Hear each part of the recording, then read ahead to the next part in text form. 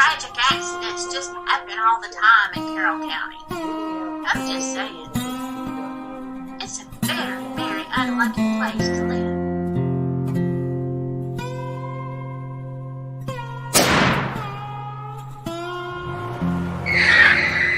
They dropped the charges because it was accidental. You don't accidentally run over somebody and back up and try to do it again.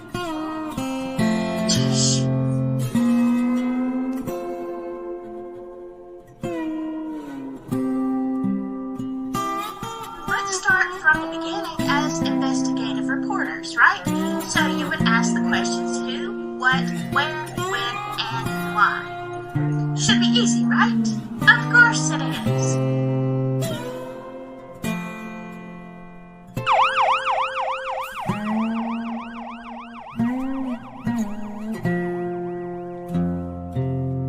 Yes, I know, you're innocent until proven guilty, but what good does that do you if you are not alive?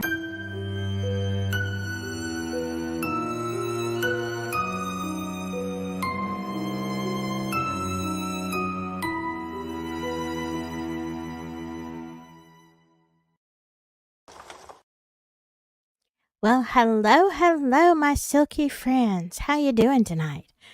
And to my very shady enemies, hello to you too. Just be nice in chat, okay? This is going to be, I'm going to tell you, this may go on the wild side because we're going to look at a lot of theories, but they're not unfounded theories. We're talking about missing 411 and some really wild stuff. Hello, Hiawatha. Good to see you. Yes, it's going to be fun. And yes, we are going to be talking about Carl Landers from Mount Shasta. Actually, I didn't know this, but Mount Shasta has a lot of missing people. Hello, Daniel Berry Sports Highlights. How you doing tonight? Samantha Springman. Hello. And let's see, Yoli Yo Law. Yoli-yo. That's hard to say. Quick. Say it 3 times quickly. I don't think I can. All right. Well, y'all have asked and anticipated, and so have I. So I'm not going to wait any longer. I am going to bring to the stage Brain Bungle. Hello. Hello, Brain. Hello, Silky. How is everybody? Did you even ask? I did ask. Let's see. Hello, Mythical. Hey, and let me just tell you, I take no responsibility for what Brain Bungle may say because you have been up for how many hours? A lot. A whole bunch. A whole lot. Consecutive hours. Yeah. I'm feeling a little silly, but it's okay. I'm excited. You haven't told me anything about what you... I know. And he did give me a heart attack because I emailed him the link, and then I was like saying, messaging, saying, hey, did you get the link? And he's like, yeah, but I gotta go to the store. I'm like, we got 15 minutes before live. I had to get some chocolate milk. How can you relax? Settle down at the end of the day without chocolate milk. Yeah. Brain Bungle. Hiawatha wants to know why you've been up so long. Well, I just didn't feel like going to bed. No, I don't know. I would go to work and then I would get home and then I was like, what if I just did both of those things and then had extra time in between? So I did that. But now I'm very tired. I'm going to tell you something. I can give you 24 hours. At the end of 24 hours, sometimes a little bit before, I can no longer make sentences. I cannot go without sleep. I have to have a little bit. But, yeah, whatever. So, but this is actually a time that you can be a little silly because some of these things are just downright, I was looking.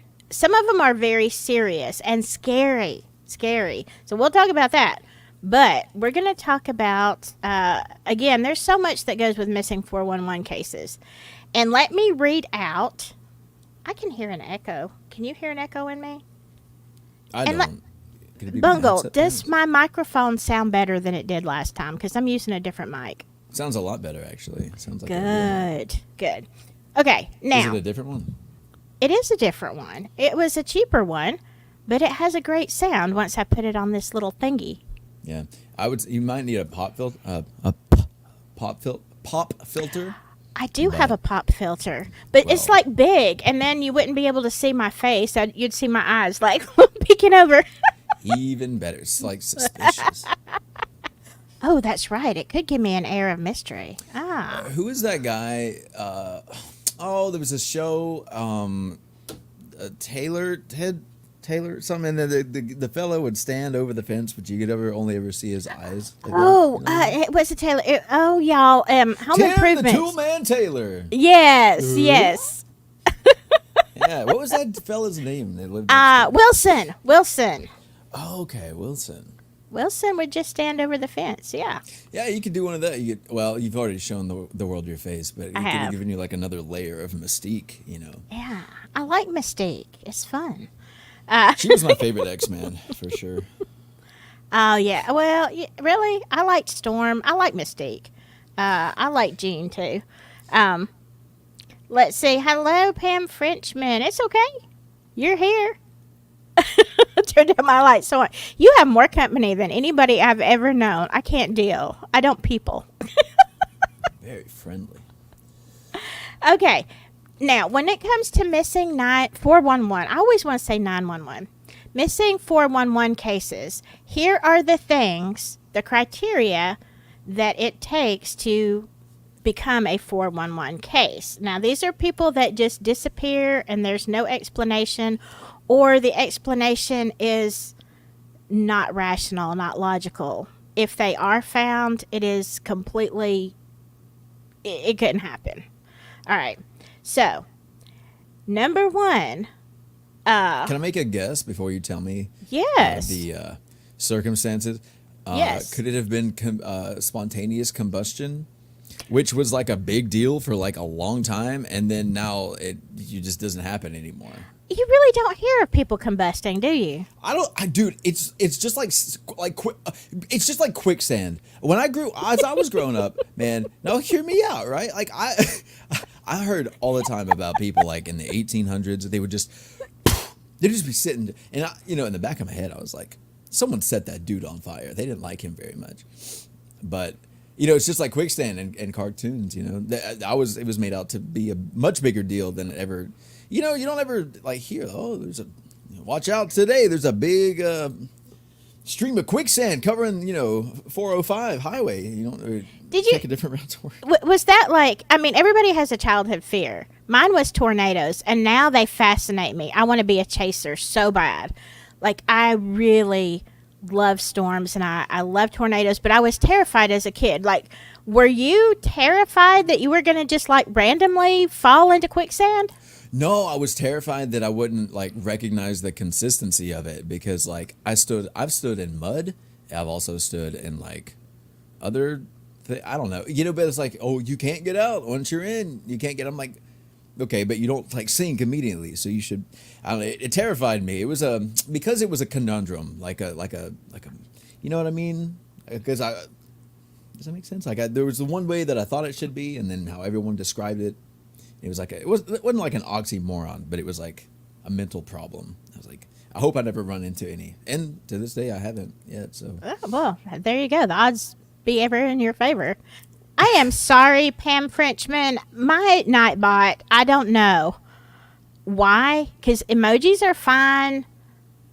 Nightbot is like really, he's like a communist, a Nazi, SS. I don't know how to stop him. I guess I'm just going to have to disable him. So I'm like, he even got a hold of me the other day in my own chat. Shame on you. I know. I'm like, excuse me. I made you. Whatever. So too sorry about Nightbot. Yeah. So all right. Strangely enough, though, quicksand is not a criteria for a missing 411. Got any other guesses? No, spontaneous combustion was my guess. Oh yeah. Oh, spontaneous combustion. but you'd find the ashes. But I want to tell you What if something. it was really windy and Well, they were maybe like not. really dry? Maybe not. Spontaneous, maybe I should do a whole live about that. Like, spontaneous combustion has always fascinated me, like, beyond. And especially, have you ever seen the photograph of the woman who combusted and there's just like her legs from the knees down? Like, that's crazy. Man, that sounds like some Salem witch trials. Like, you know what I mean? Like, I don't know, you know? I think that's the thing that surprises me is that, like, growing up, there was, like, crazy. I won't get off on a tangent, but there were crazy stories of, like, all sorts of wild stuff. And now that everyone has, like, a cell phone and they can, like, record 60 frames, 1080p, 4K even, you're like, no, here's a picture of my cat again. What? Where's the cool, crazy stuff? Where are the aliens that we were I told don't about? know. But, it's true. Back a long time ago, you used to hear stories of spontaneous combustion, and for whatever reason, you just never hear it. I never turn on the news and they're saying, another lady combusted today in New Jersey. I mean, Maybe that's part of the still yet to be declassified FBI files. They were like, aliens exist, but the populace can't handle. Maybe you catch on fire, or wait, hold on. Did you catch, or did your body erupt into flame? Or see, that's the thing, that your body erupts and it doesn't even destroy. Sometimes it destroys what you're sitting on, but like everything else in the room is okay. And even the piece of furniture that you're sitting on is, it might have some burn marks where your body is, but like the room doesn't go up in flames. So it's like, how does somebody combust at that amount of heat? Anyway, not the subject, but y'all, I'm just telling you, that's some scary stuff to me, spontaneous combustion. I always worried about that and tornadoes. Like, what if I just combust? Because it's hot in Alabama. It's hot. Check it out, right? So you have two, like, and they're rational, relatively. Two fears. But the cool thing is that, like, what are the odds? If what are the odds that one of them happen? Most likely, the same odds that both would happen at the same time. And if that happened, you were to spontaneously combust in the middle of a tornado, those things would probably cancel each other out, would they not? Like, you'd be like, "Whoo, that was close." Whew. Thanks. No, I tornado. think what would happen is you would become missing 411 because the tornado happens and you have already combusted into ashes and it blows you to, the four corners of the earth. Nobody ever sees you again. What a way to go. It is different, You might want to, at least have an interesting demise. I don't know. He But died no. interestingly. That's all I want on my headstone. Not like he lived a great life. No, the way he left the life was fascinating. Scientists still can't figure it out. So, okay, but you don't think that it's spontaneous combustion is what I'm getting No. at. But now I've got this in my head. He died interestingly. That has got to be on a tombstone somewhere. Okay. Maybe. No. Okay. No. Number one. Hold on. Let me. Now I'm gonna have to put my glasses on. I can't even read my phone. I actually screenshotted this from the TV. There are like 4 or 5 criteria. Because you can't just disappear and they say it's a 411. Okay, there has been thorough search and rescue, and it's been completed without explanation, okay?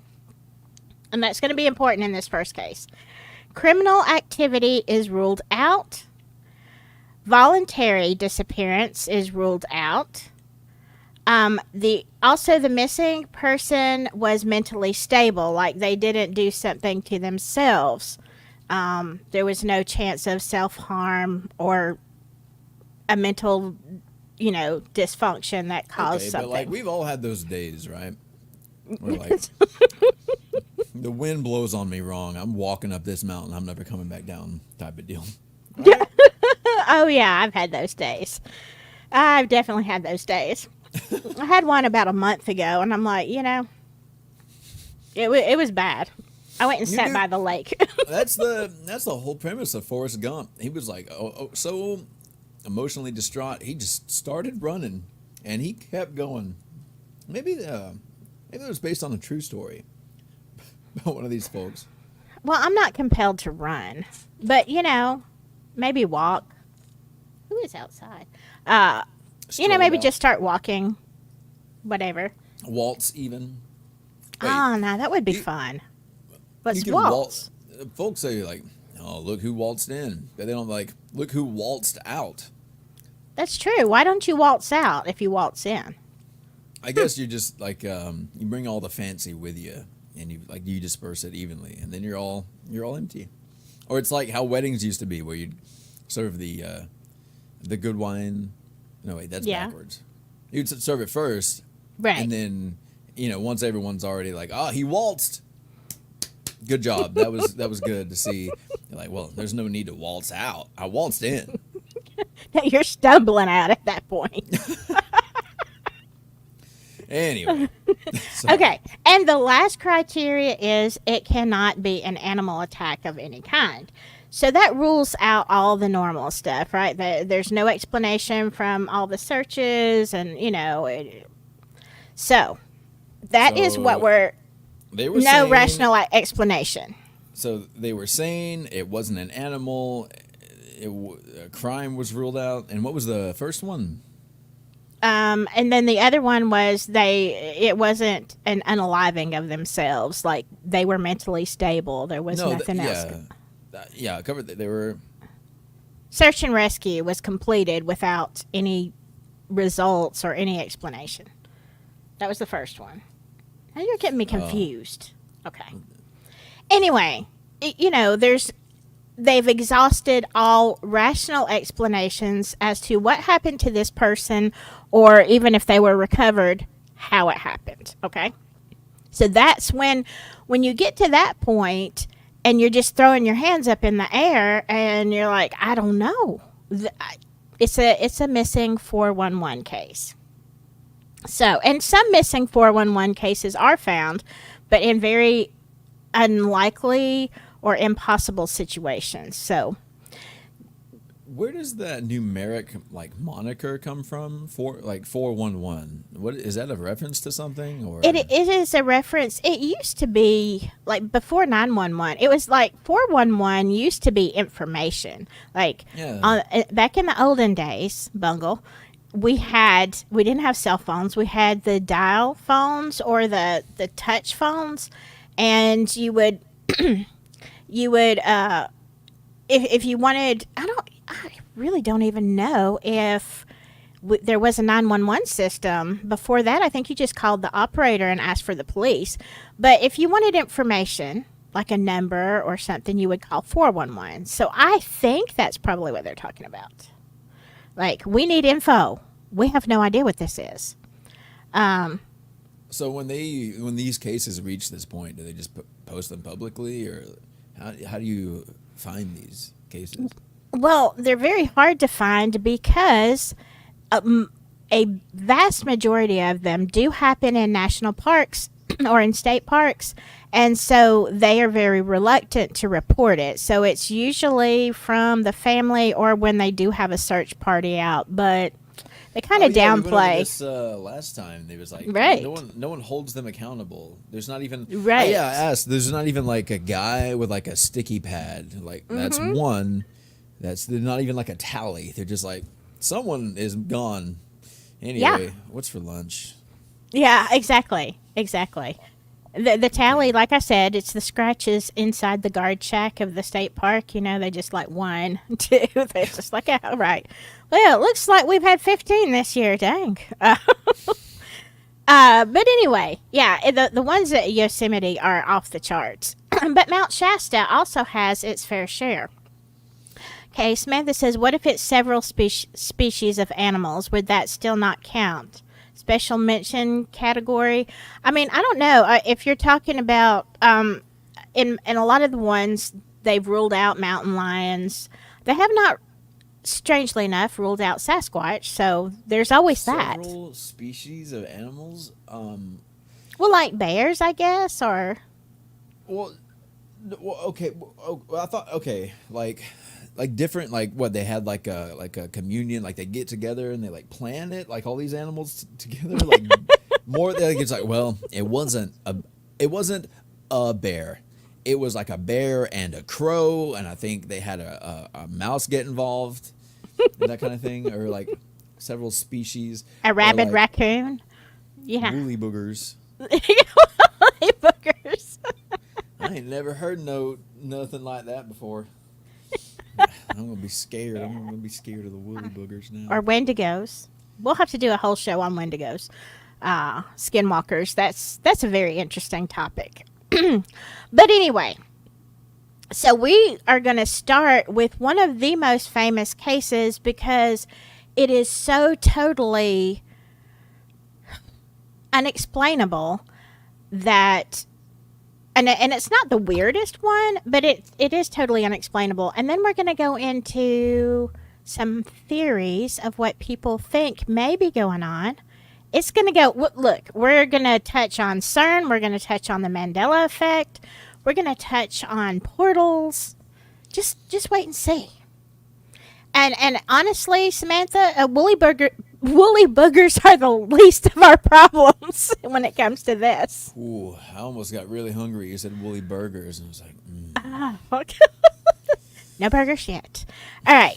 So let's start with the story of Carl Landers. Now, I'm going to not see your comments for a few minutes. Now, this guy right here, let me tell you a little bit about Carl.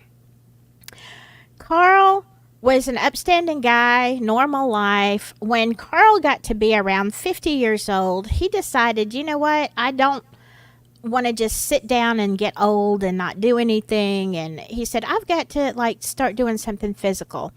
So he started taking hikes and working up to, really getting his body in shape. So for years, he did major hikes. He was, groups of people that he met. So he was extremely experienced in hiking, and he had been to Mount Shasta before. So this was not a new thing. Now this says, okay, when this happened, he was a happy guy. Look at that. He was 69, so he had been doing this for 19 years, That's how long.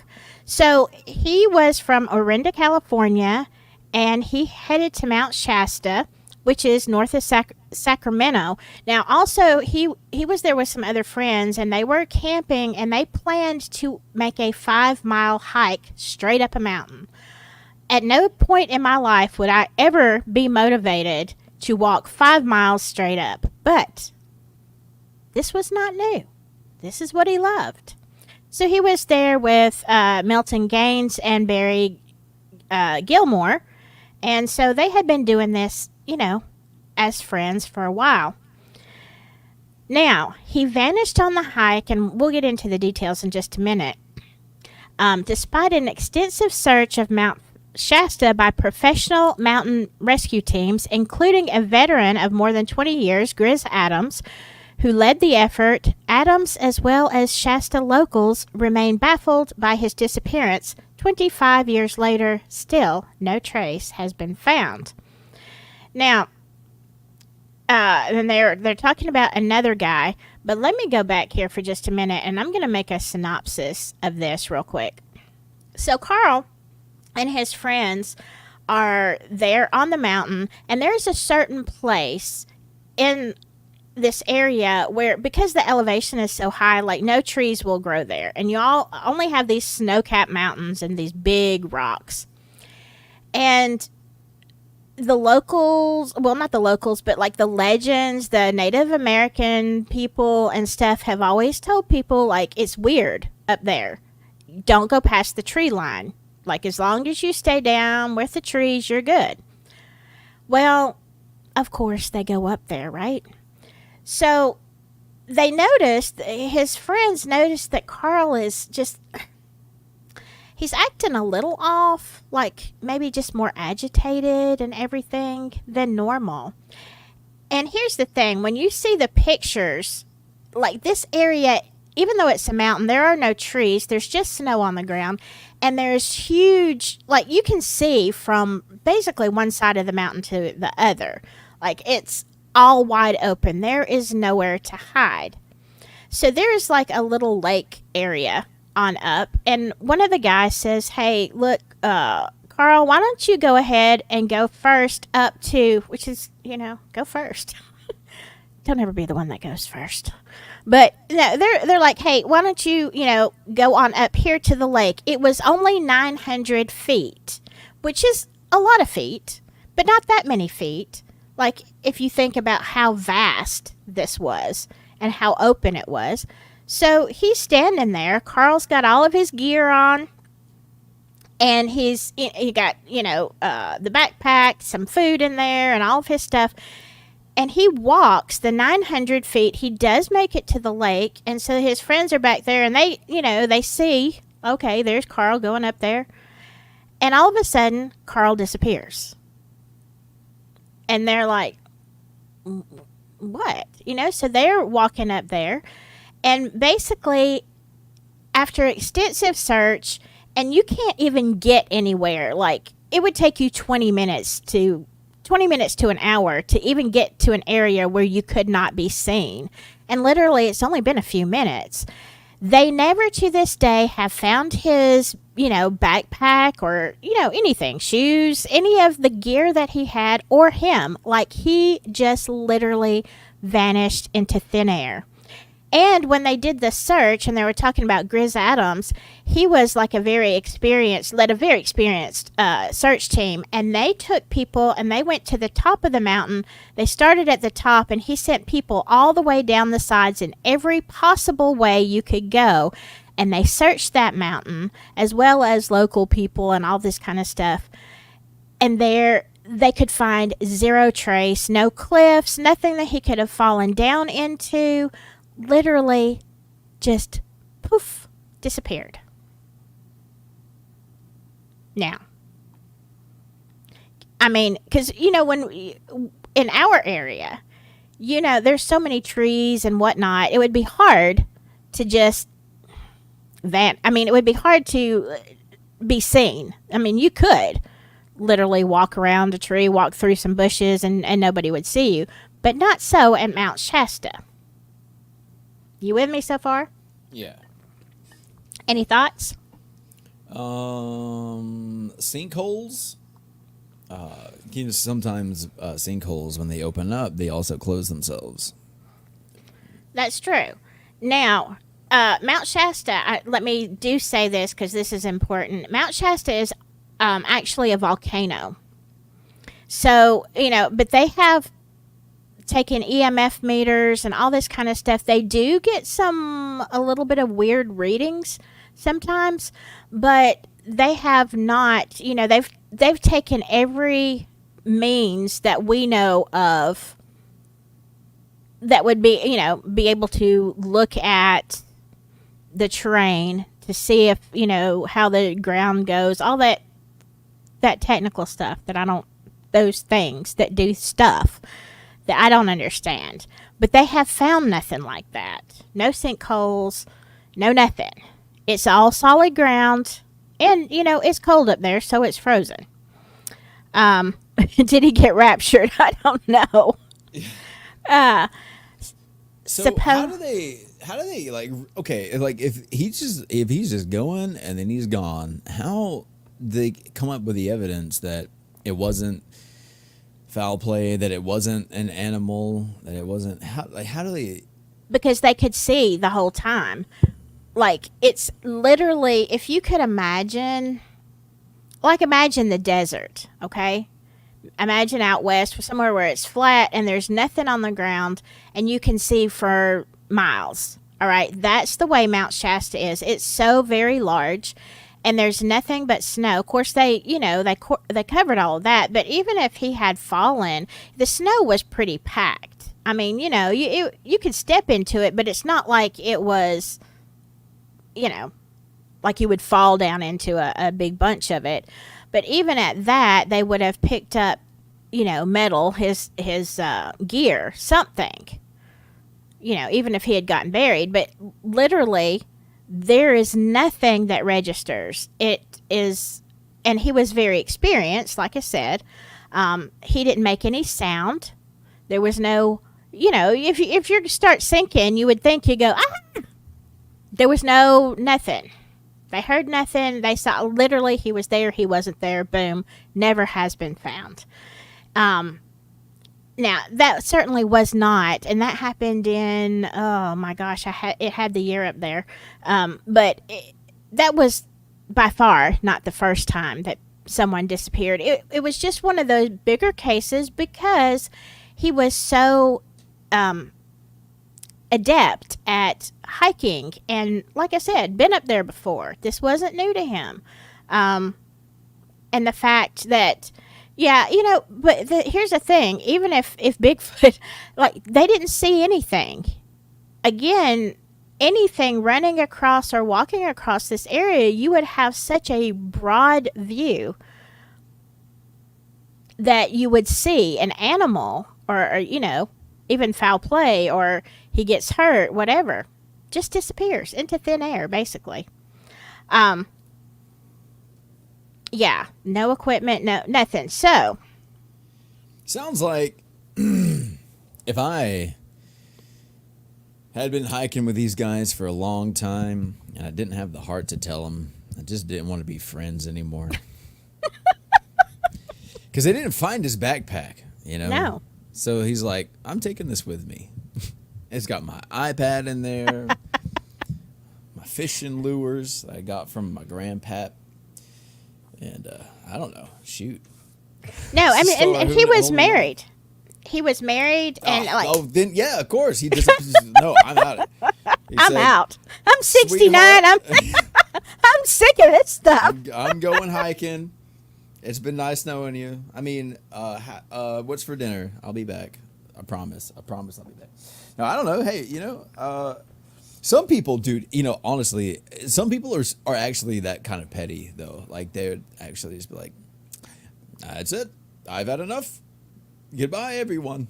I'm doing things my way now. Well, I just think of it that way because of the fact that there was no remains or anything. Like, not even like, he just walked off. But he never turned up anywhere. I mean, even coming off the mountain the other way, he was familiar. People were familiar with him. Nobody saw anything. Nobody saw him. And yeah, Hiawatha, there were no footprints. Nothing. It's like everything was just erased. Okay? No. He was an angel the whole time. And he was like, all right, my duty's done. And then he just... I don't know. We were talking about spontaneous combustion earlier. I was like, you're like, people get real hot and the seat would burn or whatever, but like the area around them wouldn't. I was like, what if that's like the scientific, like, or like what if that's what happens if your soul is like pulled, they just gets yanked out of your body or something, Like, it's like, all right, time to go. You're all done. Yep. And then you're just like, whoa, and then you're gone. What I wonder about spontaneous combustion is like, do you feel a lot of pain? I mean, I would think you do, but you kind of go up so fast. I'm not sure what the time frame. The time frame is short. I do know that from looking at cases, like they just saw somebody a few minutes ago, and then they come back and they're ashes. So I'm reasonably confident. I've touched fire a couple times. And not once has it been like, oh. It's always like, you know what I mean? Why did I do this? I don't know. But now there is one thing about combustion, though. A lot of the people were heavy drinkers. So, I don't know. It has been hypothesized that maybe there's some kind of chemical reaction with the alcohol and people in certain, I don't know. Yeah, you've seen some of those Hiawatha, those pics. Yeah, it can be crazy. It can be crazy. So anyway, I'm gonna let you look. I'm gonna let you read some of these. Let me pick this one, and I just want to get your thoughts. Before we go to CERN, this is. Because this gets into some weird territory, okay? This is really weird. Let me Okay, we're good. We're good. Can you see it enough to read it? Yeah. Wait, let me do What an this. interesting thumbnail. No, right? Looks like they made it with clip art. Hold on. I've got Picture to. of Bigfoot and of space and mountain. They didn't even resize it. Oh, I don't know. Look, but this was done in 2023. I mean, you would think. But that okay. Doesn't equal competence now. But you see how these like look more okay. When I saw the pictures when Dave Politis went up there and was investigating this disappearance, if you look to like right under like Bigfoot's butt there, you see how it's kind of just flat and open. That's the kind of area. Not the butt, the snow underneath it. You see how it's okay. If you imagine you're a tiny little, creature under there, walking just, not that far. And then look, it's all open and I mean, it's not flat, but this is what it looked like in that area. So this is what I'm saying. Like nobody can run that fast. It's Sasquatch. I don't know. I mean, he looks pretty imposing, but I think they would have seen a Squatch if he had taken Carl. So anyway, there we go. You want to read this one? Yeah, you want me to read it aloud from the... Yes, aloud. Let's go on down because there's a lot to this. Let's start 6 Mount Shasta mysteries and paranormal experiences.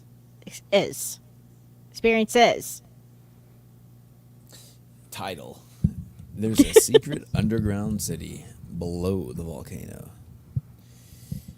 One of the most well-known and strange legends about the mountain is that it is hiding an ancient... Wait. Yeah. Oh, okay. One of the most well-known and strange legends.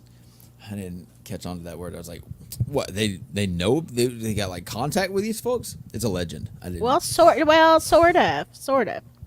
One of the most well-known and strange legends about the mountain is that it is hiding an ancient city inhabited by a highly advanced people known as the Lumerians. Yeah. Like lemurs or something? That's what I'm thinking. That's what I was thinking. Because, I think lemurs are really very cute. But yeah, I think so. But according to this, it has nothing to do with the lemur. But okay. Go ahead. I know, that's what I was thinking when I read that. I was picturing these people with these big brown eyes and fuzzy tails. And I was like, oh, how sweet. I want to meet the Lumerians. Lumerians? Anyway. The city is a part of a long-lost continent called Lemuria that once belonged, so small. If I move it over here, it's going to be way too bright on my face. One of the most well-known... Wait, here we go. The city is a part of a long-lost continent called Lemuria that once bridged the Indian Ocean and was thought to be the birthplace of lemurs, who later migrated from Madagascar to India. As the story goes, similar to the lost city of Atlantis, the lost continent of Lemuria is said to have sunken because of an apocalyptic event, possibly the same one that sunk Atlantis. The Lumerians escaped by way of the sea and settled under Mount Shasta, where they established the city of Telos and continue to live to this day. Now, I know, this is fanciful, but it gets less fanciful. Less fanciful. Yeah. It gets less fanciful. The people that inhabited the mythical continent of Lemuria, the Lumerians, are believed to be 7 feet tall. Thin, graceful, with glowing skin, extended necks, adorned with collars made of gold, jewels, beads, and long flowing hair. Doesn't that sound like the Egyptians? They weren't 7 feet tall, but I'm like, I kind of want to be a Lemurian. Anyway, I'd like to meet one. The Lumerians wear white robes and sandals, but can be found dressed in tunics or without any clothing at all. Can't we all, like, isn't that all of us? Like, we can be found in tunics or nothing or somewhere in between. Such a vague, useless sentence. Their superpower. Less fantastic. Their superpowers are magnetism, electricity. That's just, their superpowers are electricity and the ability to alter space and time. Okay, I really need to talk to some of these folks. This sounds like a what is it called when you like you tell a tale over time, like a vocal tradition or whatever? Well, I mean, it kind of is a legend, but then somebody actually went there.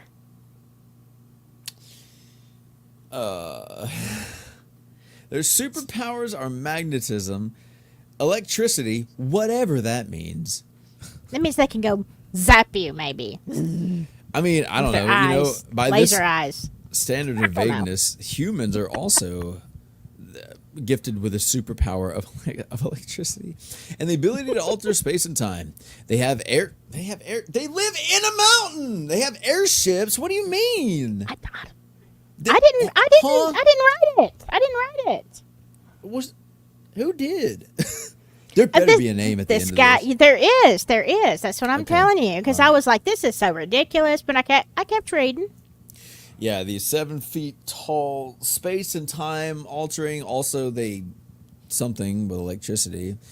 They all live in the mountain, an ancient volcano, and they have airships so they can travel around the inside of the mountain. Oh, and have an artificial sun lighting their city created with a magical power. Yeah. Oh my goodness, it's so fantastical. It really is.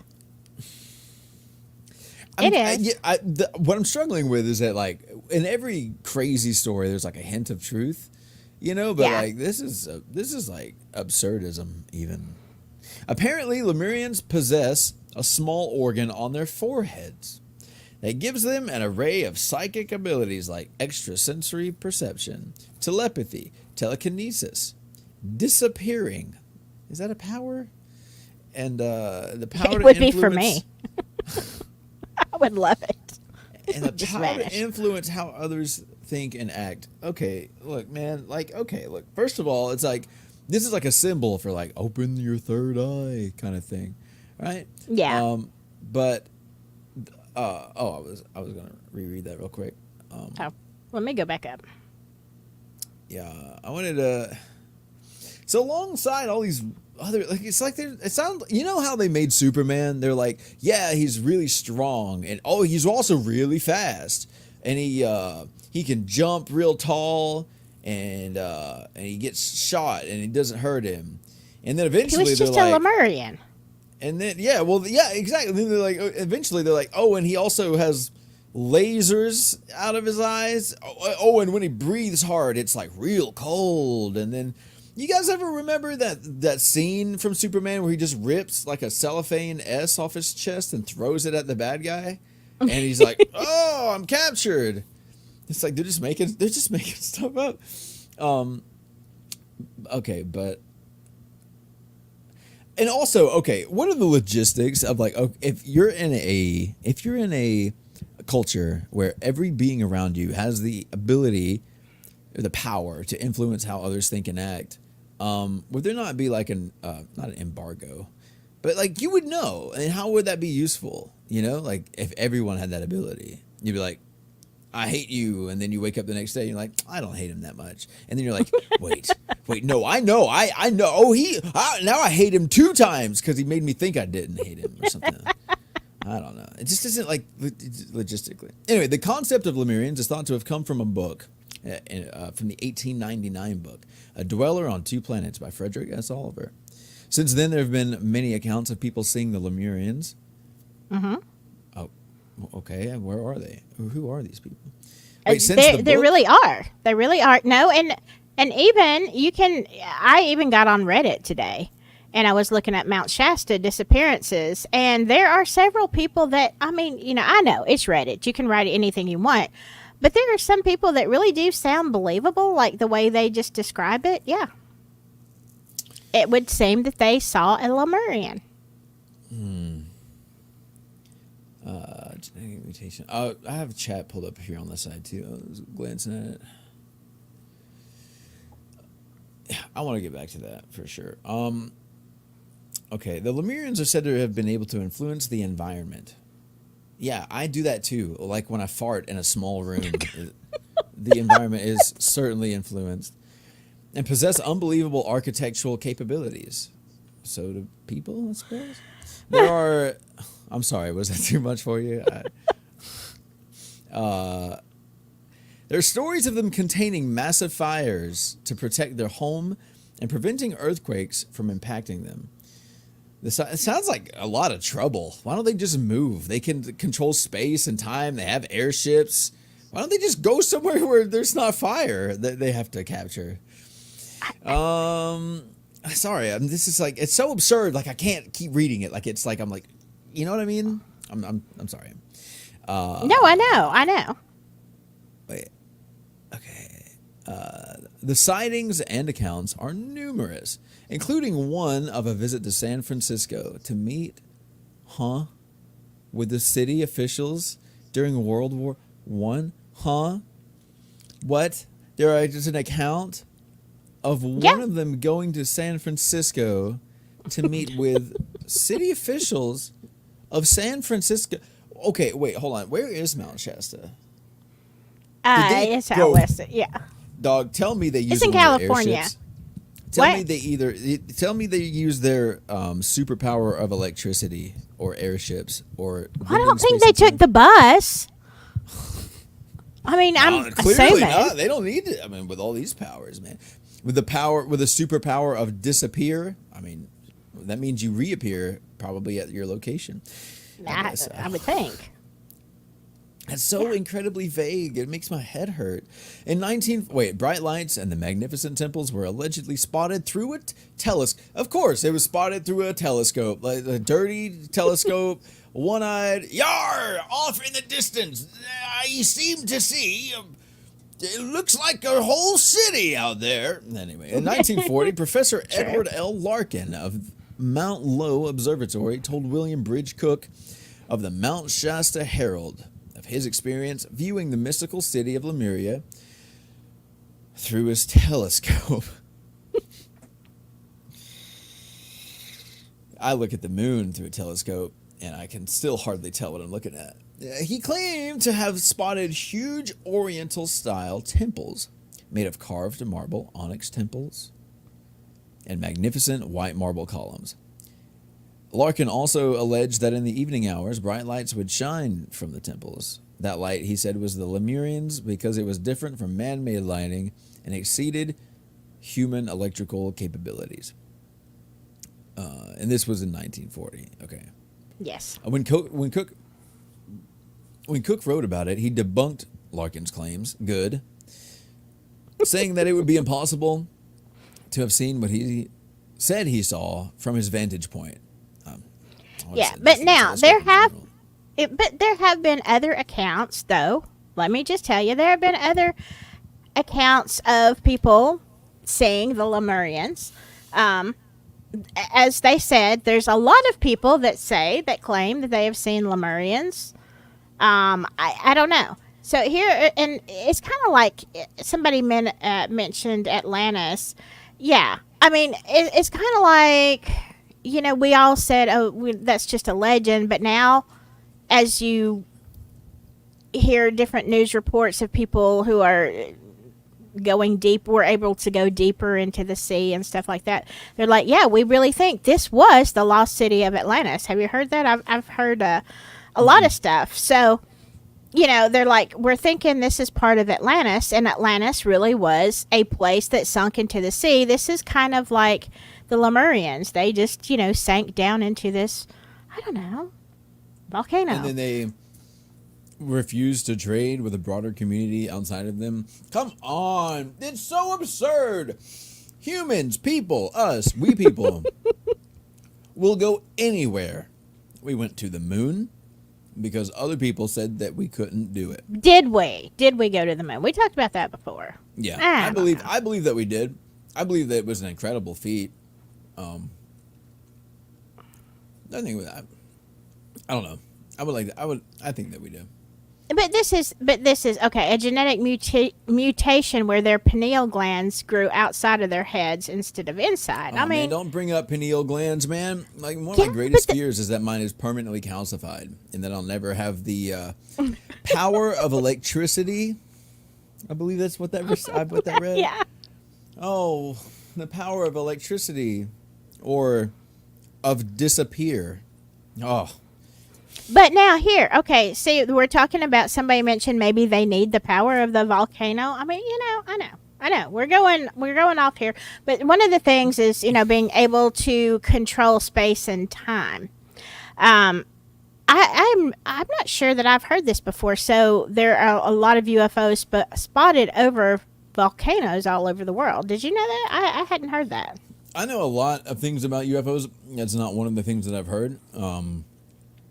And you know what? I was going to go on a tangent. I'm not going to do that. But I haven't heard that before. There's a lot of things that UFOs do. But over volcanoes specifically. Yeah. But the point being, as ludicrous as this sounds, the point being is that there have been so many sightings and so many people that have in some way interacted with the Lumerians that it has now become, I don't know how to say it, maybe not as much of a legend. It's been like, a lot of people are very credible. It's kind of like the people that we talked last time that saw Mothman. Some of them were policemen. It's like, you see this and you have so many over time because this guy says this. He saw him through a telescope in 1940. But, you've had, I'm just saying, a lot of people are saying the same things. I had never heard of the Lumerians until I was looking into this. And, I don't know. Maybe Carl is down there living with the lemurs. I don't know. He said, there's all these sightings. Like, he saw the city through a telescope in 1940, That's pretty credible. And then one time someone dreamed. He told the mayor he had a dream. There were tall people. And then he remembered that he had bought tickets to an NBA game. Anyway, I just look this. It's so like. I guess the problem that I have is that it's like none of these qualities, none of these descriptions, none of these like what's the word? None of the like the architectural infrastructure that they have laid out, it has zero cohesiveness within itself. It doesn't seem to describe any group or race or type of people. The only thing that I could possibly think that it is some sub-biohuman, like a different, like it runs on a different biological system that might require like a particularly higher amount of energy. But if that were true, and they had the power of moving space and time or whatever, then just go live on the sun or what, look, I know that lava is hot, but like there's hotter things, there's like more forceful things. I don't know, it just doesn't seem like. Anyway, and then that and the airships, like I know it sounds fantastical, but like I said, it is. There have been so many. Pam Frenchman asked, "What did this guy smoke?" And I've honestly I've been thinking that same thing this whole time. There's so many, like it's like, he had to be like, and I bet they got tails. If they don't have tails, that's going to be sad. I bet they have like fashion show. I bet like they have like a version of a tuxedo, like a black tie event. But it's like a black tail event, and they gotta like get like a custom wrap, and it's like get little frills on the end. I bet that's what the Lumerians are like. Probably. Look, a couple of years ago, it might have been during COVID when I had a lot of time to think. I began to wonder because our tailbone. We've got a tailbone, and they say that at one time, the people that say stuff about evolution, Things? yeah. evolution, that we had tails at one time. Thus, that's why we've got this few little vertebrae out there that are basically useless. And so I wondered. I was thinking about that, and I thought, if humans had tails, okay, hypothetically, would they have hair on them, or would they be like a rat tail and just be skin? That was my first question. Fuzzy I'm sorry. tails. Would Are they you be skin self-reporting tails? that you have hair from your back to your ankles? No. Would it look like the rest of my back and be just like really, really hairy and just like a total pure coat of fur? No, but would you? I'm gonna think probably not, because you. I mean, but I don't know. Would you? It probably match the rest of us. Just look like pigtails, you know. But coming out of the back side of the lower end of your back, I'm thinking it would just be skin. I'm thinking it would be like an ugly rat tail, and really, who wants that? But Why would it be like that? Well, If it came evolutionarily, then it would be from like monkeys, like in the way that they use them for balance and to also suspend themselves and all this. I'm really clumsy, so I could probably use a tail for balance. I'm not gonna lie; that would probably be helpful. Wrap it We've around had a bobtail tree. cats before. You know, cats use their tails for balance, like a lot. Yeah. And, bobtail cats, if they're like walking by you and you just like kind of push them, they're like, "Whoa!" For my vertigo. Yeah. See, I'm just saying. I'm just saying. I could use a tail. I think it would be, it would also be helpful if if you're wearing heels and you're starting to slip down the staircase, you could wrap that tail around the banister real quick. I'm just saying. I could see a use for him. But then my second question was, if they didn't have hair, if they were like rat tails, would people like put bows on them? Like, at the top or at the bottom? And would you tattoo them? Because I think I would want a tattooed tail. That's just hypothetical. There would be no bows. We would tattoo them if they were made of skin, and it would be a tailor's nightmare. Because that's like the back seam of the pair of pants is like one of the most critical joining points of the pair of pants.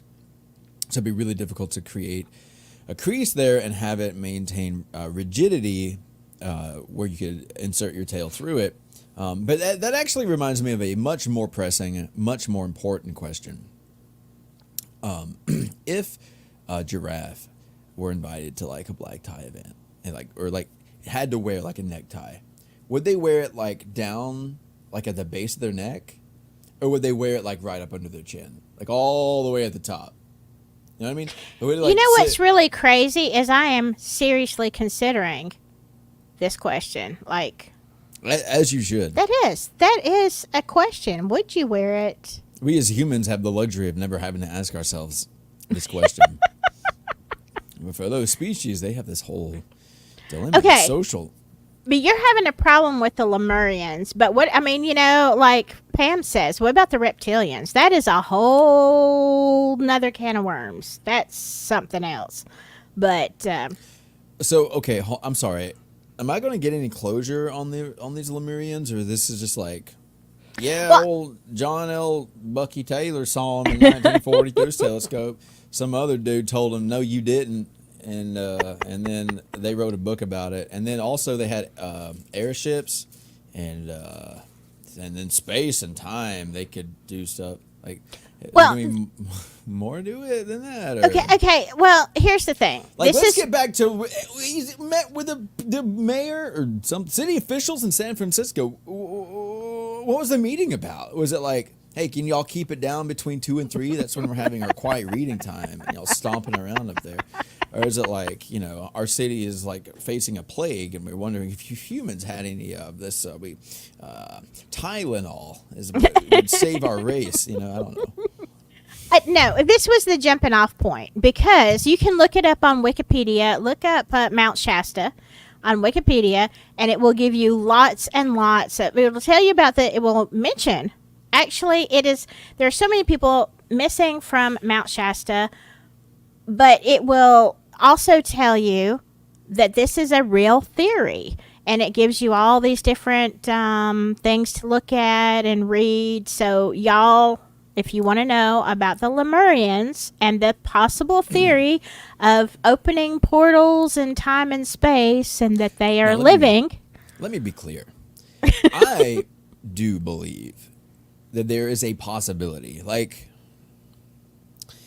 somewhere between 28 and 37% likelihood that there is a non-human type of species, sentient, living like in caves or mountainous areas or anything like that, like in an underground city. I believe that that is reasonably possible. And I think it's because of that belief that the absurdity of these claims irritates me so badly. Because there are, like, I've heard lots of theories of, like, giants living in the mountains. And well, if you're 7 feet tall, you are a giant. I mean, you know, I'm just saying. Huh? I'm not saying I'm supposed to be, like, I don't know, big. Maybe that's a small giant. I don't know. I mean, how big are giants? Like, what is? I mean, I think over 7 feet, I would say that's a giant. But I bet 7 foot tall people would really find that distasteful. I mean, you know, that is really, I don't know. But I'm just saying, there is enough I know is weird, and I looked at it and I'm like, what the heck am I reading? I was at the same opinion you were. Like, I've never heard of the Lumerians, and this is just ridiculous. But truly, there has been so many sightings, so many people, so much documentation on this that it is an actual theory. I mean, we talked about fairies are a theory too, for that matter.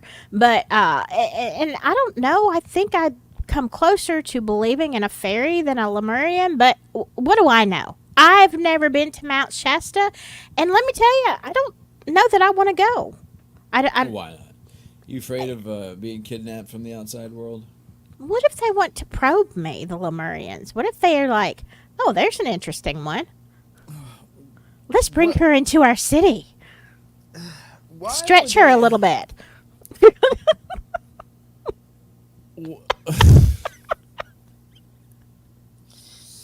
Oh, brother. Why I'm just would saying. they want to do that for any reason? Couldn't they, like...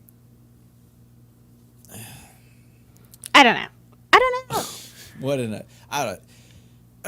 Maybe, you know, they could teach me their electricity power or whatever. But I don't know. I'm just saying that if, yeah, this, I was going to bring this up. What if Lumerians are actually the originators of the Nephilim? Now, what about that? See, that is not plausible deny. That's where the plausibility of this whole thing comes into effect. Where, like, I believe that it was like it's very plausible. But I've never heard of the Lumerians. I've heard of this concept like a lot of times. Like, what happened to the Nephilim? Some people are like they walk amongst us. Some people are like they live underground somewhere. Some people are like they went and they moved and they live on like Cryon 7 or something. Yeah, but you don't know what a Nephilim looks like. So how do you know that they don't have these powers and they don't like volcanoes? Like, we don't know. Because if they had those powers, then the world would be vastly different. There's too much evil and corruption for a group with actual power to restrain themselves. Well, maybe that's why they stay under the volcano. You know, maybe they're like, we want nothing to do with these people. Here we are, stuck, but, you know. Oh, come on, though. That doesn't make any sense because it's like, you know, if the world is on the brink of nuclear war, like we have been a couple times, it's like they're not going to be like xenophobic and like hide themselves away if it's possible their entire like way of living and everything is going to be exploded. They'd take over, right? Like, okay, like, I know that my only example of free will is of humans, but if it were humans in there, then no one would stay. No one would ever stay there. They would all take the world over if they could. And that's what humans did do, actually. Yeah, but they're not Nephilim. They're a lot smarter. And, you know, if I was nice and cozy in a volcano, I don't know if I'd venture out. I mean, hey. A lot smarter. Do you think? Saying there are Lumerians. I'm just saying. I respect their decision to stay in the mountain. What are you saying, that they're too smart to be like driven by like the fundamental principles of like power and control and respect and wealth and stuff like that as like a reason to be in charge or a reason to do anything? Yes, because Saying they're that, not like, humans. They see the bigger picture and all this. Yeah. You're looking at the world through a human brain that's flawed, but what if you're a creature that doesn't have these issues and you already know where it's going? It's like, I don't have to stick my hand in the fire to know it's going to burn. Like, I'm just not going to do it. I know. I think, man, honestly, it feels like to me any being with free will naturally wants to mess around and find out. You know what I mean? Like, it just doesn't make any sense to me that there would be like a more sentient, like more developed, also living in one location like that. They're not going to have access to the materials that it would require to create technology of the scale that it seems to have been presented, at least in these weird cases. Did you know that if you wanted to make an iPhone from scratch, it would take you roughly like, I think, what was it? It was like 1,000 or maybe 10. I don't want to say 10,000. It would take you at least 1,000 years to gather the components and shape them into anything useful. And that's if you already had a blueprint. The problem, I mean, the world itself doesn't even live on this trade. Like, Papa John's gets their pepperoncini peppers, the thing that sets them apart from all the pizza out there. They get them from Turkey. Like, every place is a place. Like, yes, it is a place. Thank you, brain. Very smart, very intuitive and helpful conversation. Sorry, that was a stupid thing to say. I meant to say every place or every object, everything that comes or everything that is a thing, it all came from one place. Typically, like. There's there's like there was like the world capital of socks manufacturing somewhere around a while back, at least. I know that there's probably a higher demand for socks and would need one factory, but like, you know what I mean? I'm sure like all traffic lights come from like two places, and food is that same way. So what my point is, what I'm getting at is like, how many resources do you really think you have in a mountain? There's not gonna be like fresh fish. There's not gonna be but you're looking at it from a human perspective again. If they're not humans, they don't need to eat food like we eat. So maybe they take nutrients from the soil, from the fire. Like the technological infrastructure. I mean, like they would have to have materials to do things. Are you saying that like they're so advanced that they're able to like conduct alchemy and be able to like take a rock and turn it into copper wire or something ridiculous like that? I'm not a lemur. Because if you're saying that, then yeah, just add it to the list next to disappearing in electricity or whatever, I guess. Like, I'm just saying, if you have inhabited, and somebody was saying if the world flooded, a volcano mountain would be warm and dry. That's true. Maybe they survived the flood. That could definitely. I'm not saying I believe that there are Lumerians. What I am saying is that there are enough documented interactions and stuff with so many people who have that it is actually a theory. Now, was it one I've ever heard? No. But it's kind of like Sasquatch. When people talk about Sasquatch and they talk about, different cryptids or whatever, and they're like, oh, there's no such thing as Sasquatch. And I mean, I would be inclined to believe them had I not seen Sasquatch and had many interactions. Then I would say, oh yeah, that's just BS. That's just crazy. But I would be one of those people if I saw the lemurs. What is Sasquatch? Like half gorilla, half man, or half stinky cave creature, half person? I don't know. He's definitely more man-like than gorilla. I mean, yeah, definitely more man-like. See, like if you put the qualities that Sasquatch described under, if you write that down on paper, that's so much easier to believe. It's like big, hairy man creature. Yeah, it's like me, but different. It's like gorillas, but different. But the concept of like the Lumerians and all this, like it's vastly, vastly different. Wait, hold on. I want to see something. Let's see. Let me point at someone in chat. They said, right, you can't compare humans to any other beings. False. Entirely, actually. Well, not. Like, what I mean by that is that, like, all of nature has a social hierarchy that behaves almost identically to the way that humans behave, only we're, like, civilized and we have, like, rules that we've made up. But that's only because we have the sentience to be able to communicate with each other and broader ideas. But it actually functionally is the exact same thing. If you take a room with 5 cats, in a week, there'll be the main guy, and then there'll be like his wives, and then there'll be like the other ones. And that's only 5.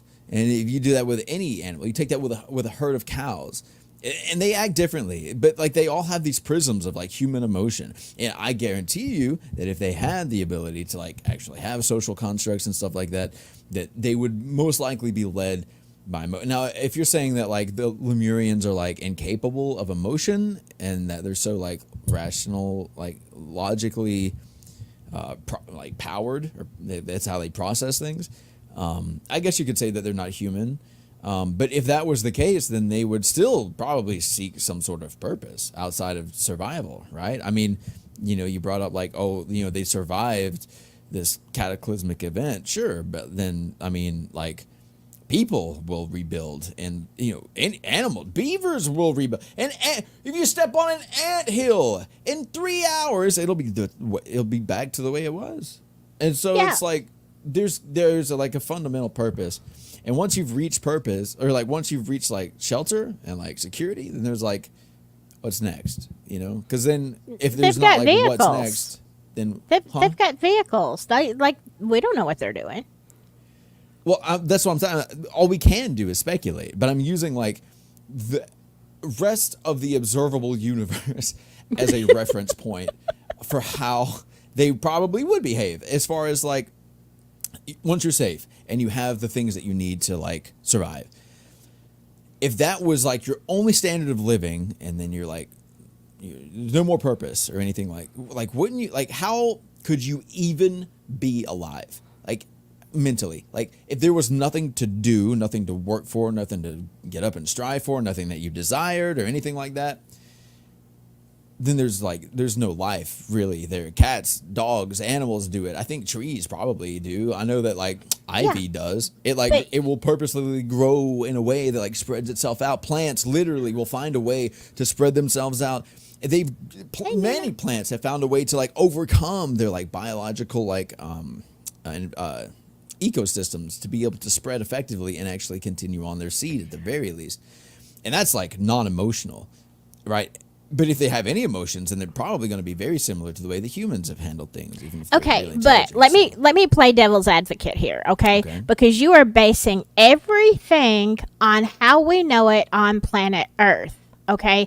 Our hierarchy, our emotions, our desires, our way of living, our way of thinking, down to the animals. Every creature on planet Earth seems to mimic a certain pattern. But what if we're talking about Lumerians from somewhere else originally? Hypothetically, we don't know. What if they have a whole different standard, a whole different viewpoint, a whole different hierarchy, and none of this applies to them? I mean, you're taking everything and basing it on the way the system is on Earth. But we are just a tiny, tiny speck in a big universe that's actually a small universe compared to, or galaxy compared to other galaxies. Like, we don't know. We don't know. Well, the reason I find that like difficult to I totally get what you're saying, and like I really want to like lean into that. But the reason I find that so difficult is the same reason that like Christians poorly explain why God is real. It's like, everything's so complicated, man. How could it be real if God wasn't real? You know? Yeah. But like the deal is that literally except for the free will of humans, every like part, every fiber of the earth and any like non-sentient and sentient life, it all fits in like a perfect, delicate harmony. Yes. Outside, like literally, like the veins in trees, the way the roots will, like they'll create room for each other, and they're not like speaking to each other, at least not as far as I know. Maybe trees have their own language, but then, like the leaves of those trees, they also have their very vast, like I keep using that word, infrastructure. But my point being is that, like, even like if you take an unknown species and you like relocate it, it can literally destroy that entire ecosystem. Just one small thing being out of line. Yeah. So if it weren't for that fact, or if it weren't for that, and we do have like we have like tundras, we have like deserts and rainforests, and all these things operate differently, but they also operate under the same kind of fundamental like level ground where everything kind of follows these same principles. So I'm thinking that like if there were another non-human type of like biological person type of deal, whatever, as far as I'm able to observe, like even with my imagination, like I can imagine a world like you described, where it's like there's a completely different set of programming for that Earth, for that existence. But the problem is that is it possible to also achieve that that same level of like incredibly high strung harmony if it weren't set in the way that it is here? You know what I mean? So. Well, if they have a totally different set of rules, yes. And perhaps the Lumerians stay to themselves and do what they do. And we don't even know if they can disappear. We don't even know if some of those shadows that you think you see that are like, out the corner of your eye and are like, oh, okay, I'm tired or whatever, that's just a mind trick. Like, what if they are Chris among Angel, us? Mind freak. You remember that magic show? Yes, I do. All of it was fake, and it broke my heart. I used to think he was so cool. It was all camera tricks. Can I get an F in chat for Chris Angel? Actually, all magic, bro. I really wanted magic to be real, or at least like cool. But like the cool magic is always like really, really fake. And like that's pretty cool. That's like the actual skillful stuff. Anyway, sorry. But you know what I'm saying. I'm just saying if you're looking at it completely, and I don't know. This is like, I really didn't mean to spend this much time on the Lumerians, but yes, we are a very violent species. And I mean, if I were living in a volcano on somebody else's planet, I think I'd stay home. I think I would. Calm. You think you'd be calm living on somebody else's planet, trapped inside a volcano? You'd be like, maybe apparently they like it. That's where they live. See, but you say that apparently, like as if we're assuming that all of this is true.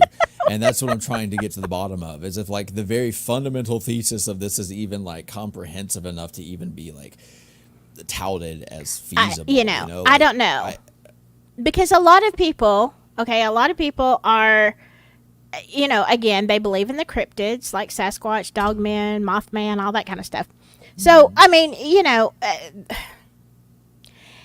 a lot of people believe that these are interdimensional beings, that they come and go through portals, and that's why they're so elusive. So if that is true, and we're going to look at CERN. Monsters Inc. and all the doors that they have. And yeah, then like kind that of, guy, kind of. He's like slipped through one of the doors and like, where's her? Sir, that's not her door. It's not her door. And then, you don't know. And then what's his name? Carl, was it? Scully? Never heard from again. Carl was never. There you go. You got a question, brain. Do you believe in angels, Sasquatch? Those are very, very different things. It's like, it's kind of hard to answer that question, I guess, like the way that it's worded. It's like, my two favorite foods in this world are lobster and Skittles. It's like, it's not really the same thing, but so yeah, like, I mean, do you mean like, okay, sorry. Do you mean, do I believe in like things that I guess the general population would like to believe aren't real, like angels or like Sasquatch or like the Mothman, perhaps? Or are you asking those two specific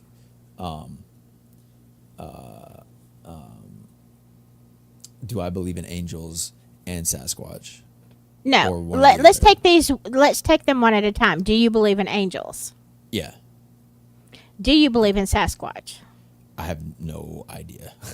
I don't know the difference between Bigfoot and Sasquatch. They're the same. They're the same. If Lumerians can travel through time, maybe they saw something in the future that told them inside or under a volcano was the only place to survive for them. You never know. You could be a Hollywood writer, because that is like textbook what, like old sci-fi films like that always would have a premise like that, this crazy thing, and it's like someone from the future told them to do it because they'll live if they do it, or something like that. Like I like that line of thought because it opens up like a possibility of like why they would like keep themselves contained, you know. There's actually like a whole lot of like type of literature or like thought experiments, like you need to stay here because if you don't, then something else, this X will happen. And so it creates this whole culture that like lives in a bubble to, anyway. I like that idea. Okay. So, and this is the follow-up question. Just curious if you believe in those, why you'd be closed-minded to other beings. Good question, Hiawatha. I really appreciate that. I want to try to be brief because I have a habit of not being brief at all. I'm very sorry about that. Everything that I believe in, first of all, let me say everything that I believe in like 85 to 90%. And there's always 10% that's like, maybe I'm just completely wrong. Like it was just like 10% is like, I started with the wrong fundamental like concept of what an angel is, and I applied that to what I think an angel might be, or you know what I mean, like, you know, but anyway, but all of those things, or all the things that I do believe in, I believe in because they well, for the same reason I'm so irritated by this article, because this article is like, it's not cohesive, doesn't make sense scientifically, socially, in any way, shape, or form. It doesn't, like, there's no, like, you know, like with the concept, I don't know, like, with Sasquatch, I have no clue. I know that Silky really does believe in Sasquatch, and because she has like a whole experience or something like that. Multiple UFOs, experiences. absolutely. But because there's video documented proof about that, and not just like, is that a helicopter or is it, what is that up there? Like, there's actually a video that I don't want to take over, but there's a video that I would love to have other people see and watch and talk about sometime. But yes. I don't know why. Okay. Let me go back to trying to be brief. The reason that I believe, I know, I'm sorry. The reason that I believe in the things that I do believe in that would typically be too outlandish to believe in are because they have a lot of history. There's a lot of good like thought surrounding it. There's a lot of plausibility, especially, and it lines up with his like historical not documents, but like experiences, or even stories sometimes will count. There are a lot of different like pieces that all fit together that make me more likely to believe in something like that. So I'm not saying like I'm closed-minded to the Lumerians being in the cave, but I am closed-minded to like the absurdity of the claims of these type of people. Like, it has to make sense somewhere, because if not, then I'm living on like hopium. I'm just like, wouldn't it be cool if the world was fantastical, you know? And there's nothing wrong with that, but I'm not like that. Like, you're more scientific, I think is what you're saying. You more something like proof. Well, yeah, it has to there has to be a reason for these things to exist, and there has to be like they have to fit into the world. Like again, like earlier I spoke about again the perfect harmony that the world is in. That's like if you just think about it for a second, the overwhelming marvelous nature of nature, I guess, like biology, the hierarchy, how everything lives and grows, how different plants have evolved to be different sizes to receive different amounts of sunlight, how they've traveled, and all this. And then you think about the cells inside them, and the mitochondria is the powerhouse of the cell, and all the different tiny pieces in there. And then you take that and you try to apply it how do these mechanics work? And you have perfect math coupled with perfect science, coupled with perfect biology, coupled with perfect hierarchy, coupled with perfect conditions, weather, humidity, heat, all this. It's like a perfect bubble that can be it can be explained, analyzed, looked at through many, many, many different lenses, and you can still be looking at the same thing. You know what I mean? You can literally just have well, anyway. But so that's it could, but when you look at existence in that way, it becomes so much more beautiful.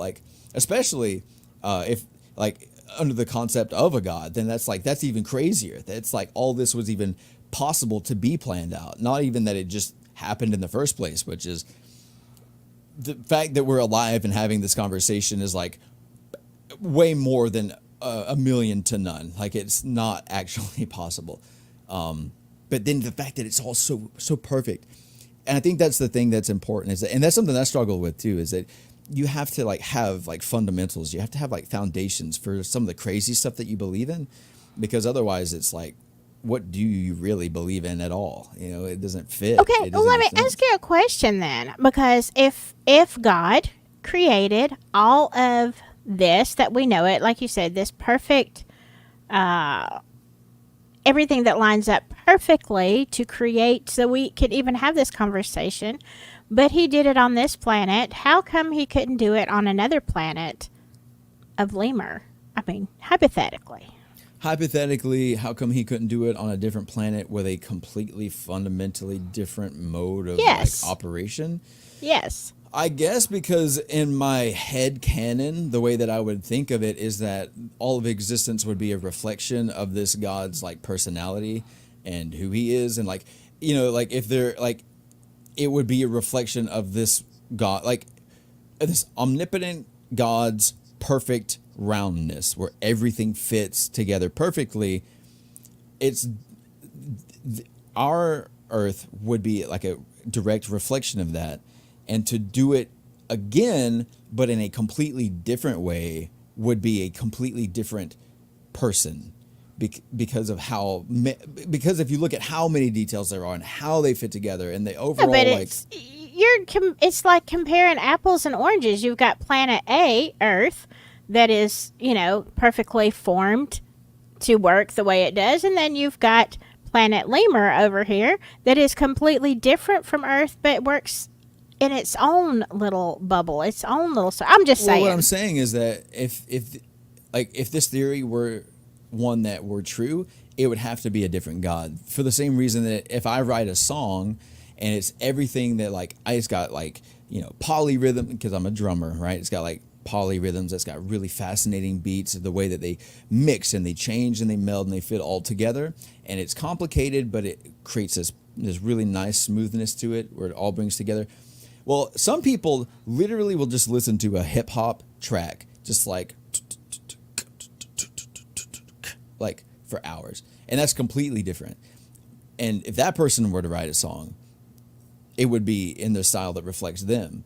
And I think that the existence is a reflection of, you know what I'm saying? It couldn't possibly be a completely different mode. Because you're saying it would have to be a different God that created all of that. What I'm saying, hold on to your britches. What I'm saying is you are grossly limiting God in what he is able to create. Because, I know this isn't a religious show, but the Bible says that our minds cannot even conceive. Okay, we don't have the ability to have a thought. As many thoughts as we have, we don't have the ability to conceive the things, that God can do, has done. What is the scripture, y'all? Any of y'all? It's not in the mind of man that we can even conceive the ability of what what he can do, what his whole plan is, the whole of his creation. We can't conceive it. It's like, I really hope that that's true, because after having been alive and looking at the world, frankly, I'm exhausted and tired of it. Like, I really hope that there is like a completely different like experience to being alive in existence than what I'm familiar with. And if that's the case, I really hope that the Lumerians and all this, or whoever, any of these fairies, any wild, spirit, anything. I hope that it lives in like a completely different mode of operation. Okay, I like this though. I love this. Perhaps the different planets then are God's different moods. Oh, gee. I wonder which one this one was. I don't get the sensation that it was a pleasant mood he was in. Definitely not. Having a bad day. You know what I'm creating today. He had just got done with the first flood at his other planet, and he was in the middle of this project, and he was enraged. He was like, I can't believe I had to wipe them all out because they were so, you know what, screw it. Here's Earth, guys. You take over this time. You can breathe, and there's water. Deal with the rest. I don't know. That's kind of the vibe I get from Earth sometimes. It definitely is. It's like, oh, this was the bad day. This is the bad mood. The chronically bad mood. Okay, let's move on. We really are talking about missing 411, but again, you have to consider all the possibilities. And even though this is a wild theory, in my opinion, it's not any more wild than fairies, but whatever. This is the Lumerians living in the volcano. That mountain, Mount Shasta, is because of so many people who have seen and interacted in so many documented cases. It has become an actual theory. How many cases of disappearances have there been on Mount Shasta? Right now, I thought I had that article pulled up. Let me see if that's part of this one. Is it like no? 50,000? Like, is it somewhere in between? No, of the ones that we know about, it's somewhere. I think it's somewhere in the 20s, like 20-something people that they have no actual explanation for, of the ones that we know. Again, this is something that. Wait a second. I'm not a missing persons investigator, but 20 sounds like a pattern to me. If there are 20 people who are just, and that's it, no shoes, no belt, no, metal filling in their teeth or nothing, no plate where they got their hip fixed. I mean, that's that is a something is going on type of situation. So, well, there's even more than that at Yosemite. Okay, there's in the 80s, right? When we looked at the stats last time we talked about this, the stats at Yosemite are something in the 80s, 80-something people they can't account for. They're just poof, bye. Yeah. Well, for Yosemite, which I'm very unfamiliar with that entire area, but before I can get wrapped up in all of that, I have to consider how many visitors does Yosemite have? For one, that's a big one, because if it's if it's 80, but only 83 people ever visited, yeah, that's wildly suspicious. But if it's got 10, 100,000 folks coming in and out all the time, that's maybe they fell down or they got trapped in some leaves or something, No, remember the criteria for the 411. It can't be it can't be, after all the searching and everything that they have done, every possible thing they know to find somebody or to locate them, and it can't be mental, and it can't be animals, and it can't be all this stuff. This is where it comes to 411, and this is why, again, of the reported cases that they're admitting to, yes, there are thousands of people that go to Yosemite every year. Sure, there are, but we really don't know how many people don't come back out of Yosemite. To be honest with you, and all these are the completely unexplainable cases. Again, That's the let's Hollywood see. story that I'm looking for, man. Depressed couple goes to Yosemite to like relight their marriage, and they get invited to join like a different type of Lumerian like sanctuary where there's like like Ents. You know what I mean? Like like Ents. I don't know what an ant is. It's not medieval. It's not like Tolkien. They're trees that are alive, like living trees That's scary and talking to me. right? Right? Yeah, that's And- scary. That always freaked Why? me out. I've never seen a don't tree. know. And how? Hold on a minute, man. Like I've never. Every time I go outside, I'm like, I don't walk outside and see a tree or see a bunch of trees and like, what all you guys want, man? You gotta get out of here. Or even worse, like feel like I'm getting jumped or something. I feel like trees are like the most like calming and like loving. Yes, and I love how trees. could you even conceive of a hateful tree? Because, okay, look. Like, is it like shakes his apples at you? But that's the thing that's scary. Is I love trees. I adore trees. And that's why I've got so many trees and bushes. I love nature. But if one like made an angry face and started throwing apples, to me that is horrifying. I think Are that you the afraid Wizard that of one of- Oz did that to me as a Are you kid. afraid It the was thing you love most is gonna come back to betray you. No, tree. I thought you and me were cool. I don't know, but you know what? That's really kind of scary. Maybe I need to look inside my soul. That actually is very disturbing to me. The Maybe thought of it is. an ent. Maybe like a I am. tree. Maybe that's. You watched maybe Lord of the this- Rings? There was like Pippin and the know. other guy was on a tree. I know, but hanging I out. love. Yeah, that was a good tree. That was a good tree. But the one in Wizard of Oz is not a good tree. It does. It's PTSD from childhood. I don't remember that part of that movie. Oh, yeah. Actually, the recordings of trees making their own sounds, repetitive sounds. Absolutely. Absolutely. There's, let me tell you this.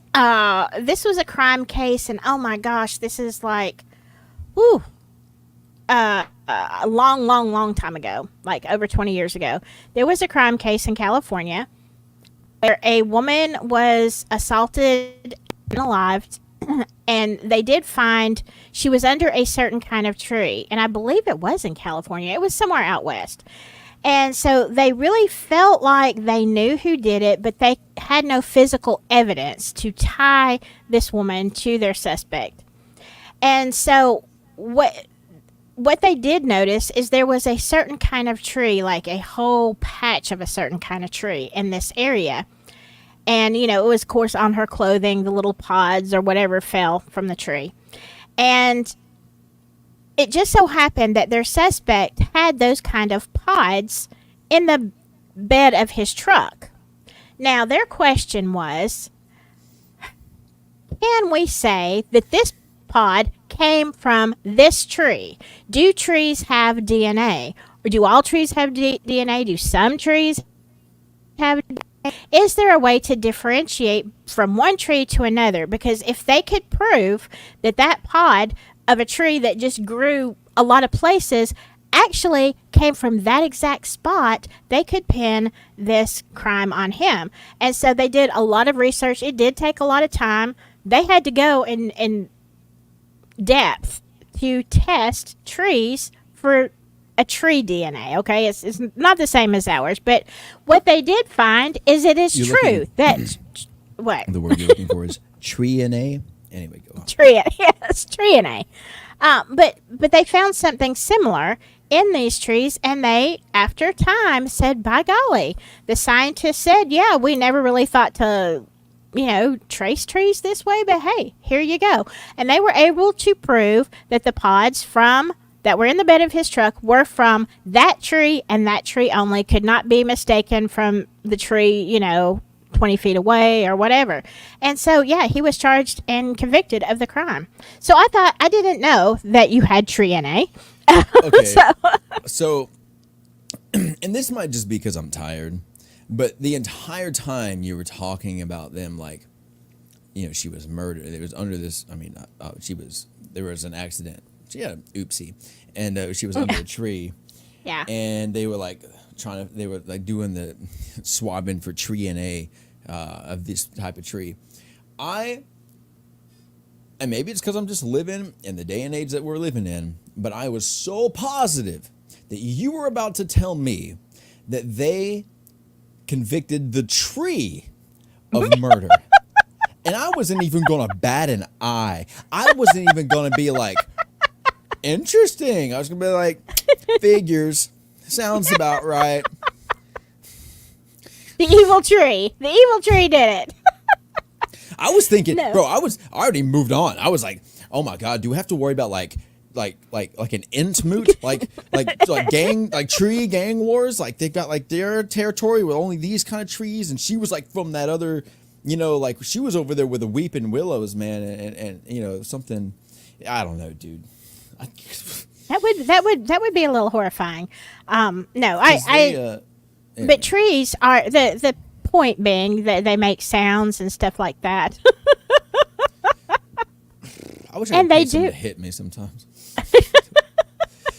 Okay, this is interesting. Hey, a little off subject, but my coworkers and I have been talking about this. Since the eclipse, the clouds here in northern Indiana look so different.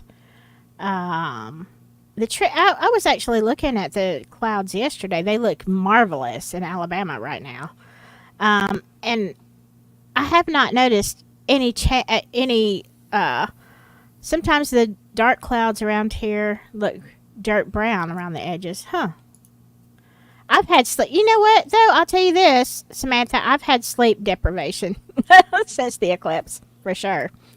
All right. I'm going to go back to this because this is actually a very interesting article. We touched just on CERN a little bit last time because you weren't really sure what CERN was.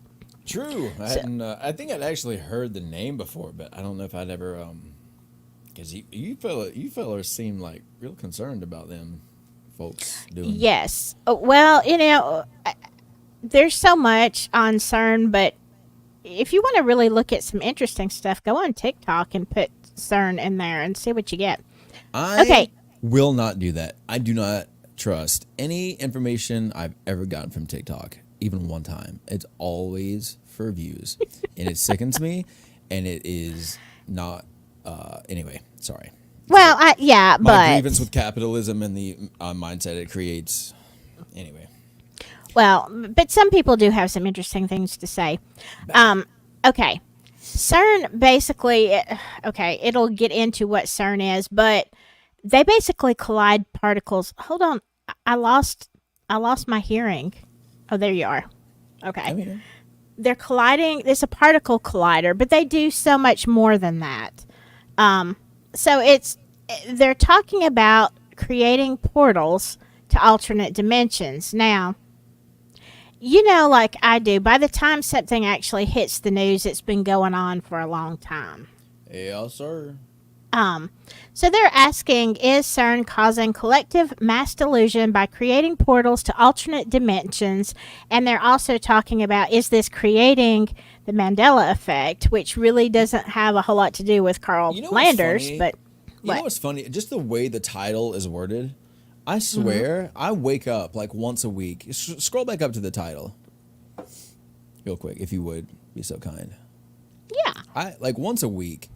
I wake up crazy stuff going on in the old noodle when I'm asleep. And I wake up mumbling something like this time. Is CERN causing collective mass delusion by creating portals to alternate dimensions and investigation? And I'm like, wait, no, this is, I got to go to work today. Never mind.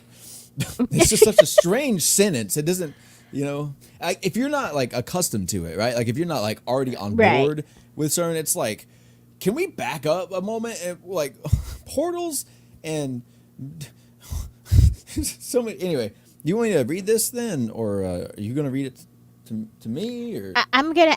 It's up to you, but I'm going to. I'm gonna skip some parts of it. Okay, but it's a particle collider. Okay. And we're talking about Cynthia Larson, and she's looking for reality shifts and Mandela effects, or evidence of multiple universes, timelines, rips in the space-time continuum, or other evidence that. Bro, this is some Marvel movie nonsense. This is like. No, I'm telling you, CERN is. I don't mean nonsense. I mean like. They write stories about things like this, and people hope that it comes true. And now I'm like. No, I want you to look at this because it's got a picture up here. You see this? Well, but you see this big thing over here? I mean, and there's an even bigger, which it's really weird because they have this huge statue of Shiva out there at CERN. They're doing all kind of stuff over there. It's bizarre, and it was. They were trying to repair it at one time. I don't know if this was like a couple of years ago or whatever, but they're talking about, reality shifts, quantum jumps, basically. And like I had said last time, they also are trying to make antimatter, which a small amount, to me, this is ridiculous because a small amount of antimatter or dark matter could consume our whole planet. So why are you doing this? I don't even know. Okay. I don't know. I know a little bit about quantum physics. Personally, I am convinced of a simple fact. To me, it's a fact.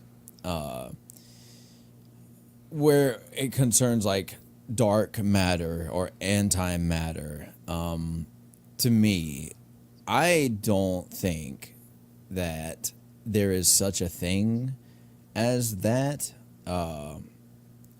First of all, it like doesn't make any the vocabulary of those two words, they don't make any sense. How is that possible? Everything is matter. Air is matter. I think probably that there are like factors that are not yet able to be measured that we attribute to things like, we just say like must be like dark matter, must be like antimatter, unless their parameters describing antimatter are the same parameters that they say, I don't know what's in a black hole, but they have the same effect. Is it that type of deal? No, I mean it's basically if you want to put it extremely simply, like the concept of yin and yang. For every positive thing, there is the negative thing. So if you have matter, you literally have something that destroys matter, which kind of, if you think about it, is that, if you are a believer, is that the way God is going to destroy the earth eventually? Is just like let the antimatter eat it and then start over? I mean, I don't know. I did hear that many places, Sherry Faye, that Switzerland was going to try to open a portal using CERN during the eclipse, but who was the head? Who was the lead project developer of this? Was it? It's Lex like a Luthor? lot of, kind of. You would think, yeah, something like that. But this is okay, and this is also what they're looking for. Okay, with CERN, they were looking for the God particle. Basically, that is the thing. They call it the God particle because it is the creative thing, that force that holds everything together. The one thing that it's the God particle. Like they're looking for physical evidence. So, that's part of colliding particles, creating antimatter, doing all this stuff, opening portals. Like, you talk about CERN, it's just like the sky's the limit of So all the stuff they're doing with this huge machine. my impression is that you feel as though these people are evil in some way. Well, I think I mean, yeah, if you're gonna try to make antimatter and stuff, then yeah, you're opening portals, or trying to jump dimensions and stuff like that. Like you're just taking, a beautiful painting, and you're just taking your finger when it's wet and doing this. Like, what the heck are you doing? There is no such thing as ethics when it comes to curiosity for most people, especially scientists. Ethics always comes later after the studies have been published. I'm not saying that's right. I'm just saying that's how people operate. And that's also one of those fundamental properties of free will that got me to really struggle believing that there was a group of people who would just calm, chilling forever in a mountain, because this is what free will gives way to. And Yes. I mean, since we're talking about biblical things, I mean, it's like, I don't know exactly what happened in Noah's day, but it's like the same thing. It's like the problem with free will and sentience. It's like the issue is that eventually there's you can't have a respect for the world around you and this unquenchable curiosity at the same time. I think even the Tower of Babel, even it's a little different, but it's about the same concept. It's like, can I touch it? Can I change it? Can I mold it? What is it? Can I? And people, they'll die for it. It means that much to them. They genuinely don't care. So and I'm saying that to you specifically because I can tell you're altruistic enough where you're like, you can't disrespect this. It's like, that's not okay. But the concept of what is and isn't okay, especially when it's not concerning humans directly, there's no concept of is it or is it not okay, And I think the key is that if there was a way to uncover the foundational element of reality itself, then there's probably a way to at least make oil prices cheaper because energy is cheaper. But that doesn't help the people who want to keep it the way it is. I mean, the people who want to keep it the way it is.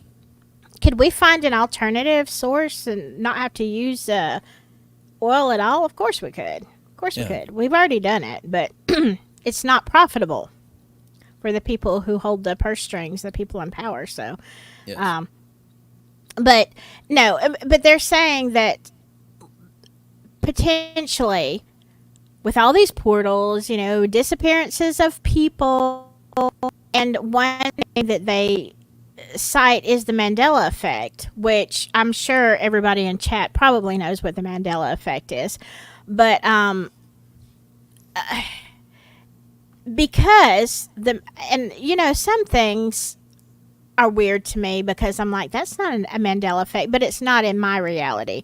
But some things certainly are, without a doubt, things that I remember having conversations about that are totally different now. So how is it real for me, but it's not real for you? Again, is it alternate realities, parallel universes? Is it because CERN opened a portal and, things got sucked in? I don't know. Did Mr. Peanut get sucked into the CERN portal? I don't know.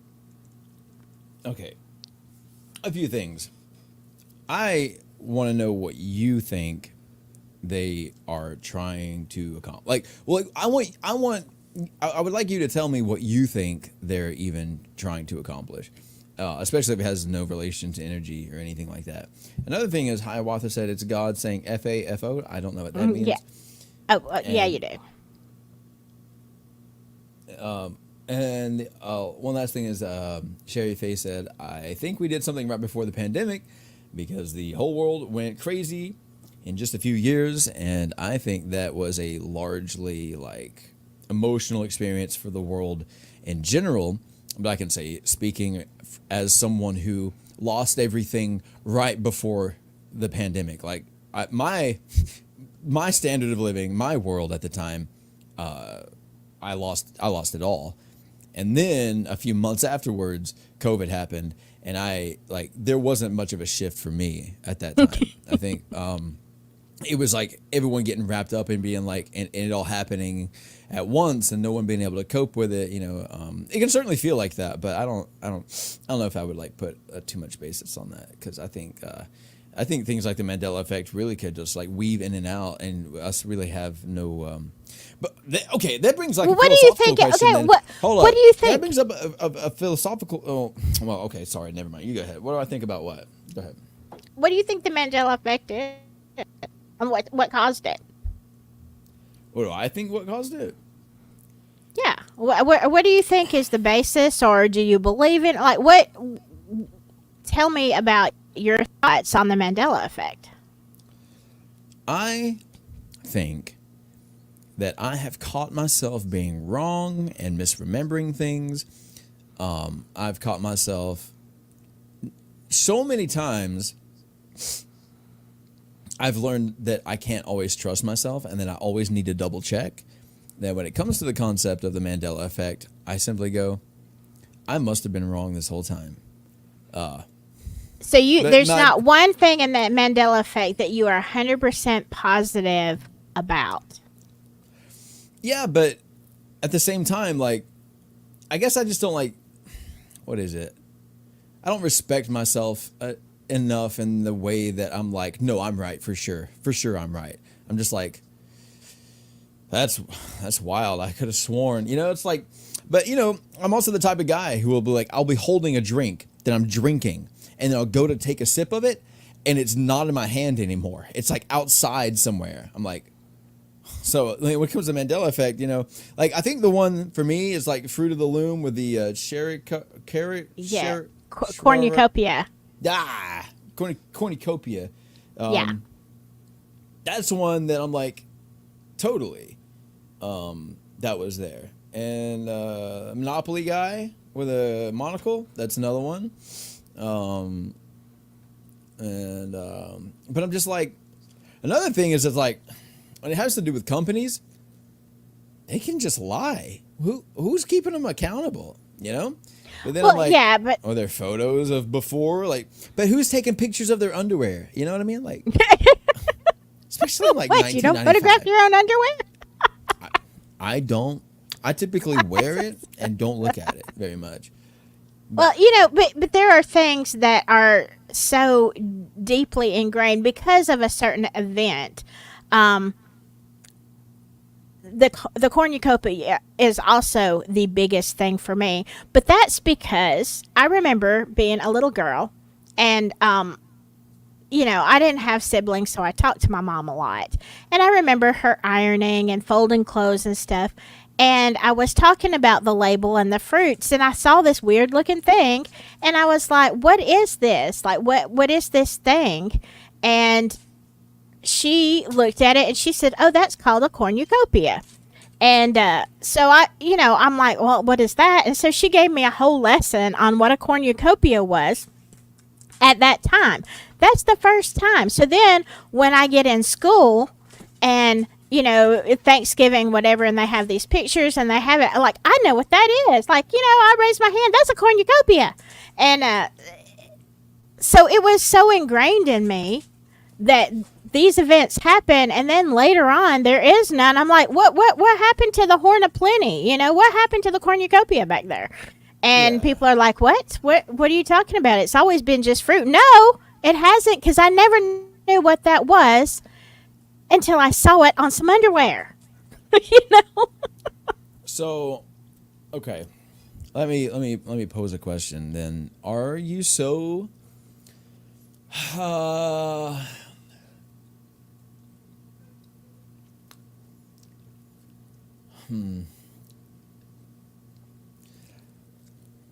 Would the concept of portals and the world being ruined and life as we know it never having existed and all this, is it interesting enough to keep you like on the hook? You know what I mean? Like, is it one of those things where the possibility of it is like, it is what makes it interesting? Like, because for me, you know, I used to daydream about there being an apocalypse and no more society, and I would just like, in my daydream, I would save a girl and then we would get married. But I mean, that's just how that goes. But so, you know, it's like, you know, because at a certain point, this American dream becomes quite unsustainable and unlivable. And I wonder how many people like fall into a rabbit hole of like, ooh, maybe nothing's real. Because that's how I feel all the time anyway. Like, nothing is real. The government is a lie. Every establishment is just propaganda. Nothing is real. And no one cares about you unless they really, well, I really do believe do. that. Yeah. I don't, I mean, I think collectively as a whole, they don't care.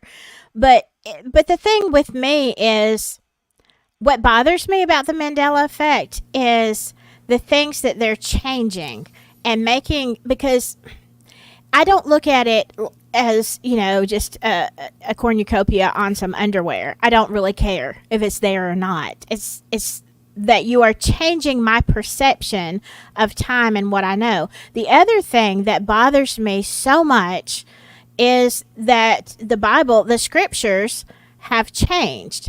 Like, okay, now you look at the scripture in any Bible I've seen, and it was always the lion and the lamb will lay down together.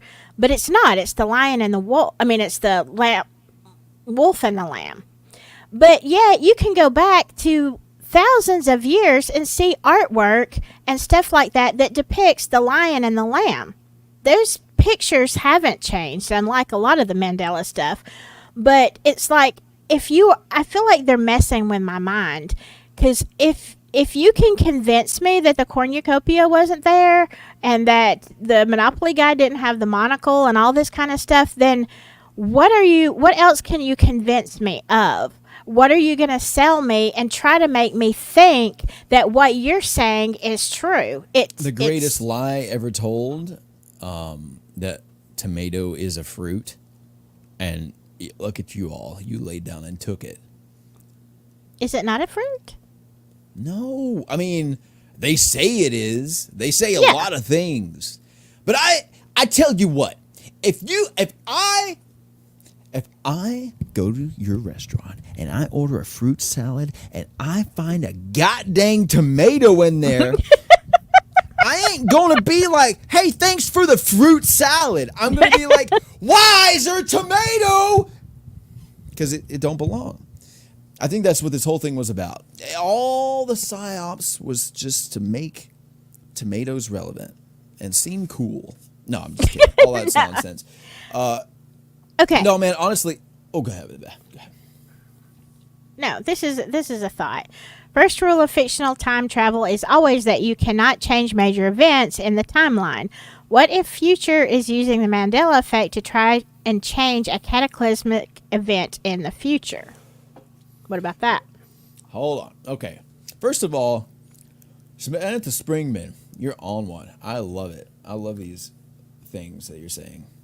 That was a terrible sentence. I'm sorry. I love you talking. Good job. No. Okay, let me read that again. The first rule of fictional time travel, I'd like a bit of clarification on that. Here, let me highlight it again. The first rule of fictional time travel is always that you cannot change major events in the timeline. Okay, I know what you mean. Yeah, in all the movies, whatever, yeah. Because, like, theoretically, it would always correct itself, I think. No, you can't change you have to leave the timeline alone. Like, it has to go Well, in all the that's based on fictional. principle. Right, yeah, but that's, No, well, and it's fictional. Okay, so when she says fictional, she means, like, works of fiction. Got you. So, right.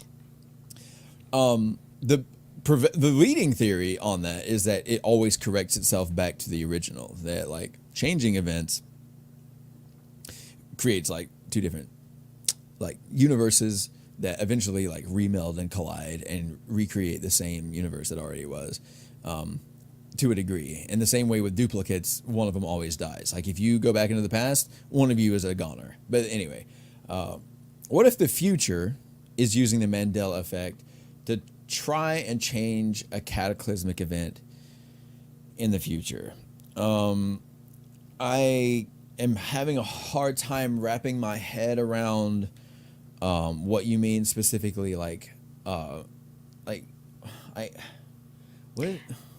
Like, maybe by how does changing things, it would prevent a cataclysmic event. So like a really really really roundabout like hopeful butterfly effect type of deal where they like change small things and they hope that like Hitler never happened or something like that, or like Yeah, but the future, not the past. Hitler 2, that one's coming up next summer. Keep an eye out 2.0. for it. 2.0. This summer. Hitler 2. No. This is just this part. No, I'm just kidding. Look, dog. I don't know, dog. Dude, I'm gonna keep it real with you. Oh, listen to me. Listen up, dog. I tell you, homie. Look, man. If people in the future have figured out time travel, then we are screwed, dude. We are so boned because no one is gonna use it, right? No one's gonna use it. Respectfully, no one is gonna.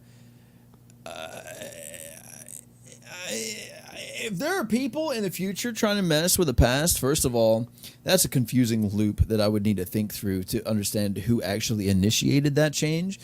Because if people in the future alter the past, then those past people become the future people who also alter the past. And so it's like chicken and the egg situation. So is it this reality or the one that we remembered before? I also have a philosophical question about that, and I was going to get to it, and I'm really curious. I'd like to bring it up.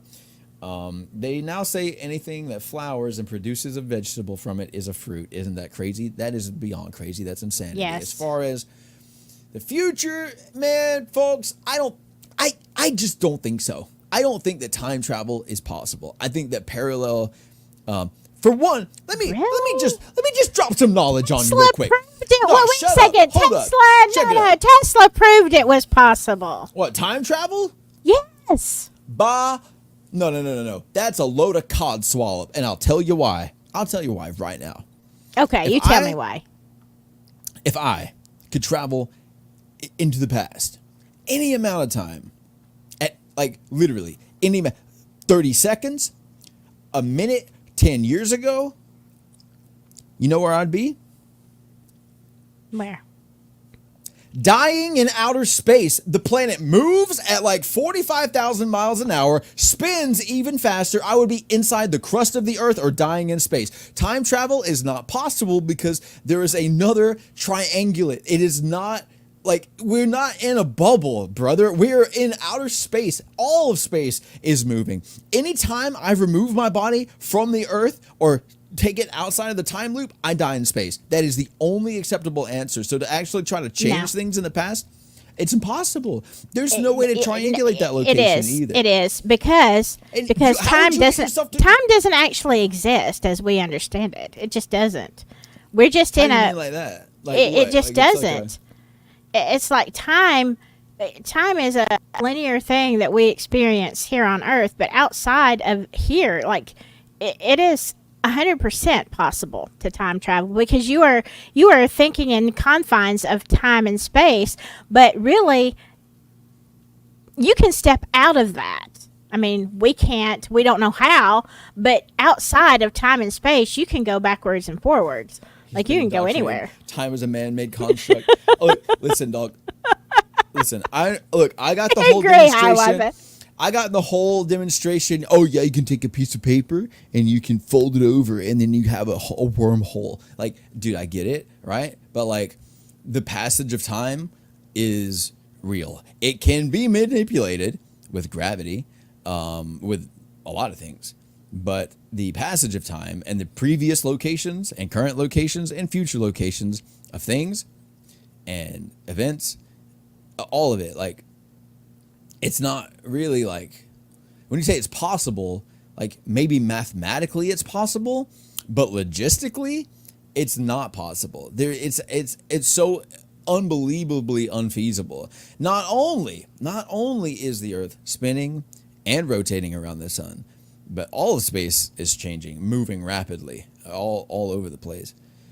So Okay. even if that wasn't a thing, right? Even if somehow you were able to like mentally gymnastic your way into saying like the Earth is in one place and we can move around in this, like, and it's not in a line. Sure, it's like it's in a circle maybe, but like time It's isn't not linear. No, it's not what linear. is it if it's not linear? What shape would you use to describe time? It is. I mean, if you were going to put it in a shape, I would have to say it's a circle. But it's Are you it saying is. it's more like a You state can of step. mind? I mean, like no, no. But it is a thing that you can you can get outside of time. Okay, but and that's why I was going to say that's why Tesla actually built, like, on paper.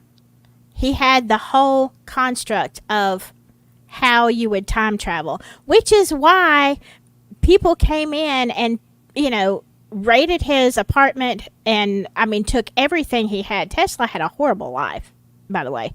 And, it was because they wanted this information, and he was so brilliant, but they basically stole all of his research.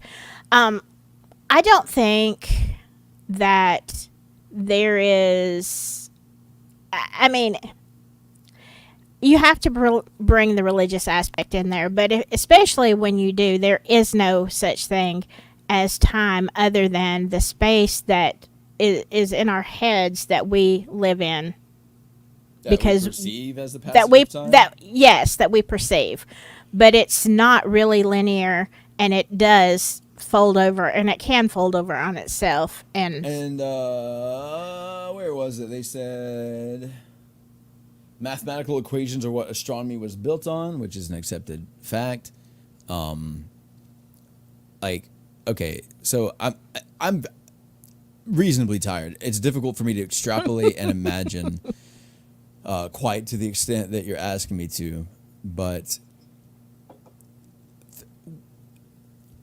I don't like it has there has to be, okay, I'd say time is like a roadmap. Many quote lines zigging and zagging, perhaps. Time is here and now. That is an acceptable answer.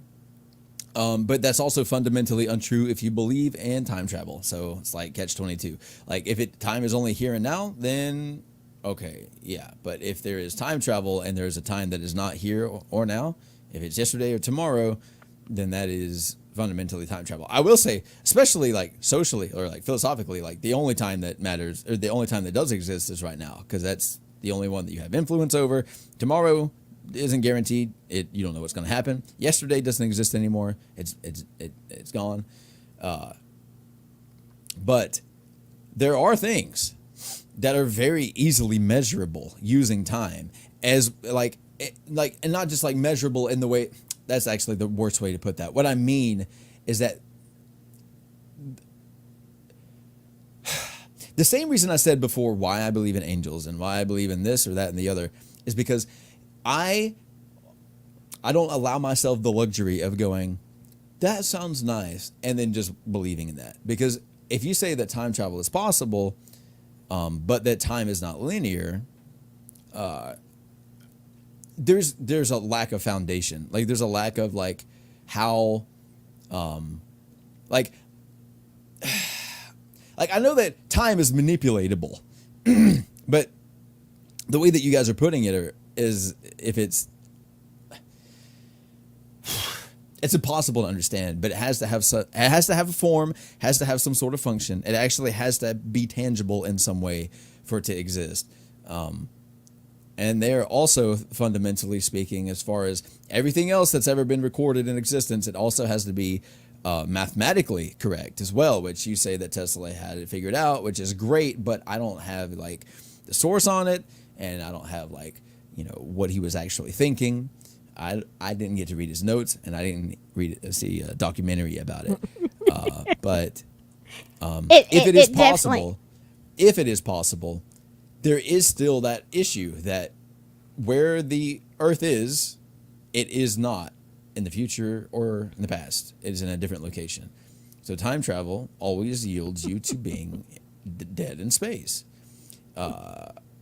I don't see how it could, like, logically, I don't understand how it could be any different. Maybe we should talk about that sometime. Yeah, let's talk about a brain bungle. Yeah, that is something that it took me a long time. It took me a long time to get that construct out of my head that time is linear, because it doesn't make sense the way that we understand things. But I do understand now that you can step out of time. And I know we're going to have to go because you're tired and I've got to go to work in the morning. But let me just say this one thing, talking about the cataclysmic event. And I wish I could remember the show I watched. It was on one of these, like, it wasn't the History Channel, or it was something, maybe it was. It was on one of those, shows that they do a deep dive. I don't know, one of those kinds. Anyway, I watched this very long documentary about how they were, and I think they did mention CERN, but they were talking about how people were taking every possibility. Okay, they were literally talking about trying to change the future, because all of the things that they were computing and putting in these very complicated programs kept showing. Now, they didn't tell the date, but they kept showing a cataclysmic event in the future that would wipe Earth out. So they started putting all these different manipulative things into this computer system and saying, okay, well, if we do this, then we can circumvent it. If we do this, if we do this, if we do this. And no matter how many possibilities of things that could change, it all would, and no matter how good things were going in this other scenario that they have running on this program, they all collided into the same time frame of a future event, that this is definitely going to happen and we can't stop it no matter what. How ironic that you use the word time frame. You should be ashamed of yourself, honestly. Well, in this reality, in the construct that we live in, let's just say the construct that we live in, to time travel, you have to be able to circumvent it. So, but yeah, I was like, man, so they keep trying, and this wasn't like, a week's event or a month's event. This is like over years that they keep putting all of these things in to the scenarios and the computers, and they still come up with the exact same event happening at the linear time that we understand, no matter what. And I'm like, that is very interesting. That really kind of does tie everything together, especially if you're looking at it spiritually. But, I'm like, okay, so no matter what we do, you can try CERN to go into parallel universes, because that's basically kind of what they're doing when they're putting all of this information into a certain timeline, saying, okay, if this happens and this and this and this and this, it doesn't matter. In the end, it doesn't matter. We don't know the time. They wouldn't disclose that, but we absolutely know that at some point the Earth will be destroyed. Period. And I'm like, interesting. I find that significantly less interesting because that's the same reason all the pyramids exist. And not the ones in Egypt. There are some in Antarctica. There's those in Brazil or Mexico, something like that. They're literally not pointed. They were literally precisely located at all the different spots that they are on Earth, as an attempt to avoid a cataclysmic event. And a lot of folks speculate that is where the flood that captured Atlantis came from, and all that. And that was also when the extraterrestrial beings that were here with us or whatever, they departed. The Lumerians. No, that stayed. Like some weird name, but yeah, you know what I'm saying. I mean, and because I know, like, there are, like, unexplainable, like, telekinetic, like, how did they make this? How did they move this? It was too heavy. How did they make it this shape? It's too clean. What is Stonehenge?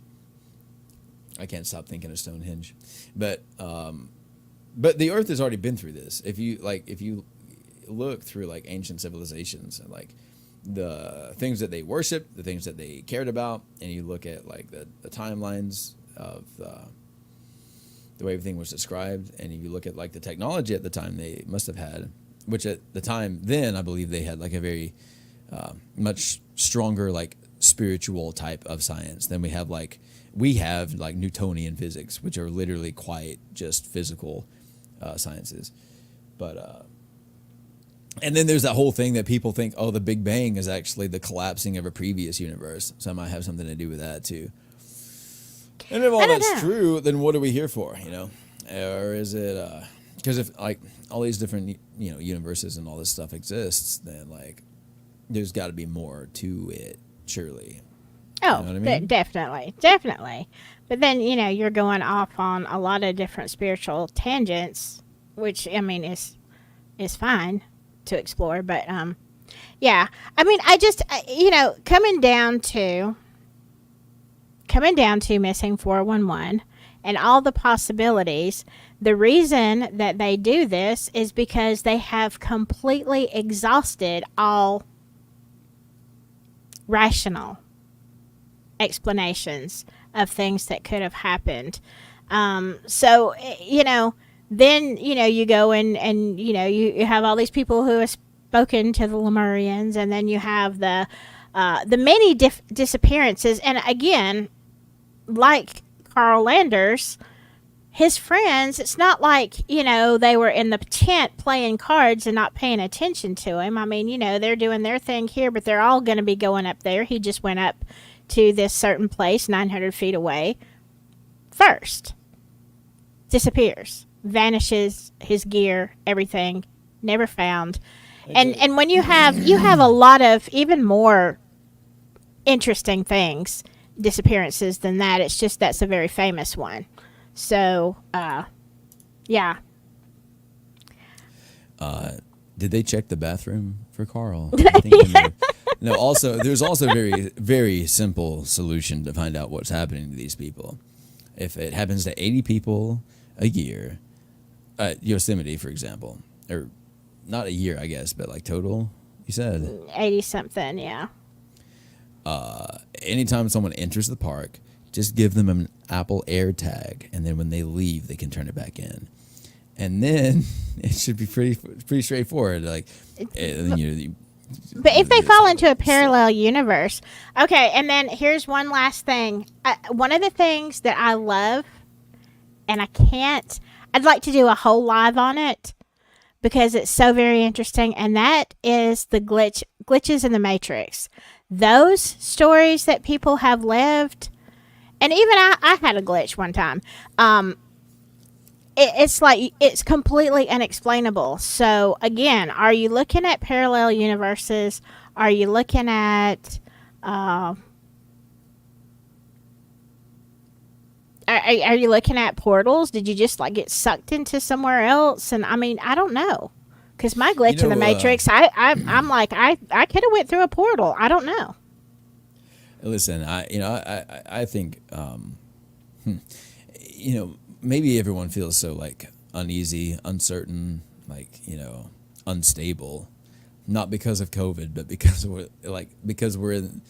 we're rift walking in between different parallel universes constantly. We're shifting in and out. That is a theory. That is a theory. And I can't say that I think it's impossible. It's terrifying. It's a fatherless generation with no sense of purpose. That's also a possibility. Anything's possible. I don't think you can blame it on that. No. Not having a sense of purpose?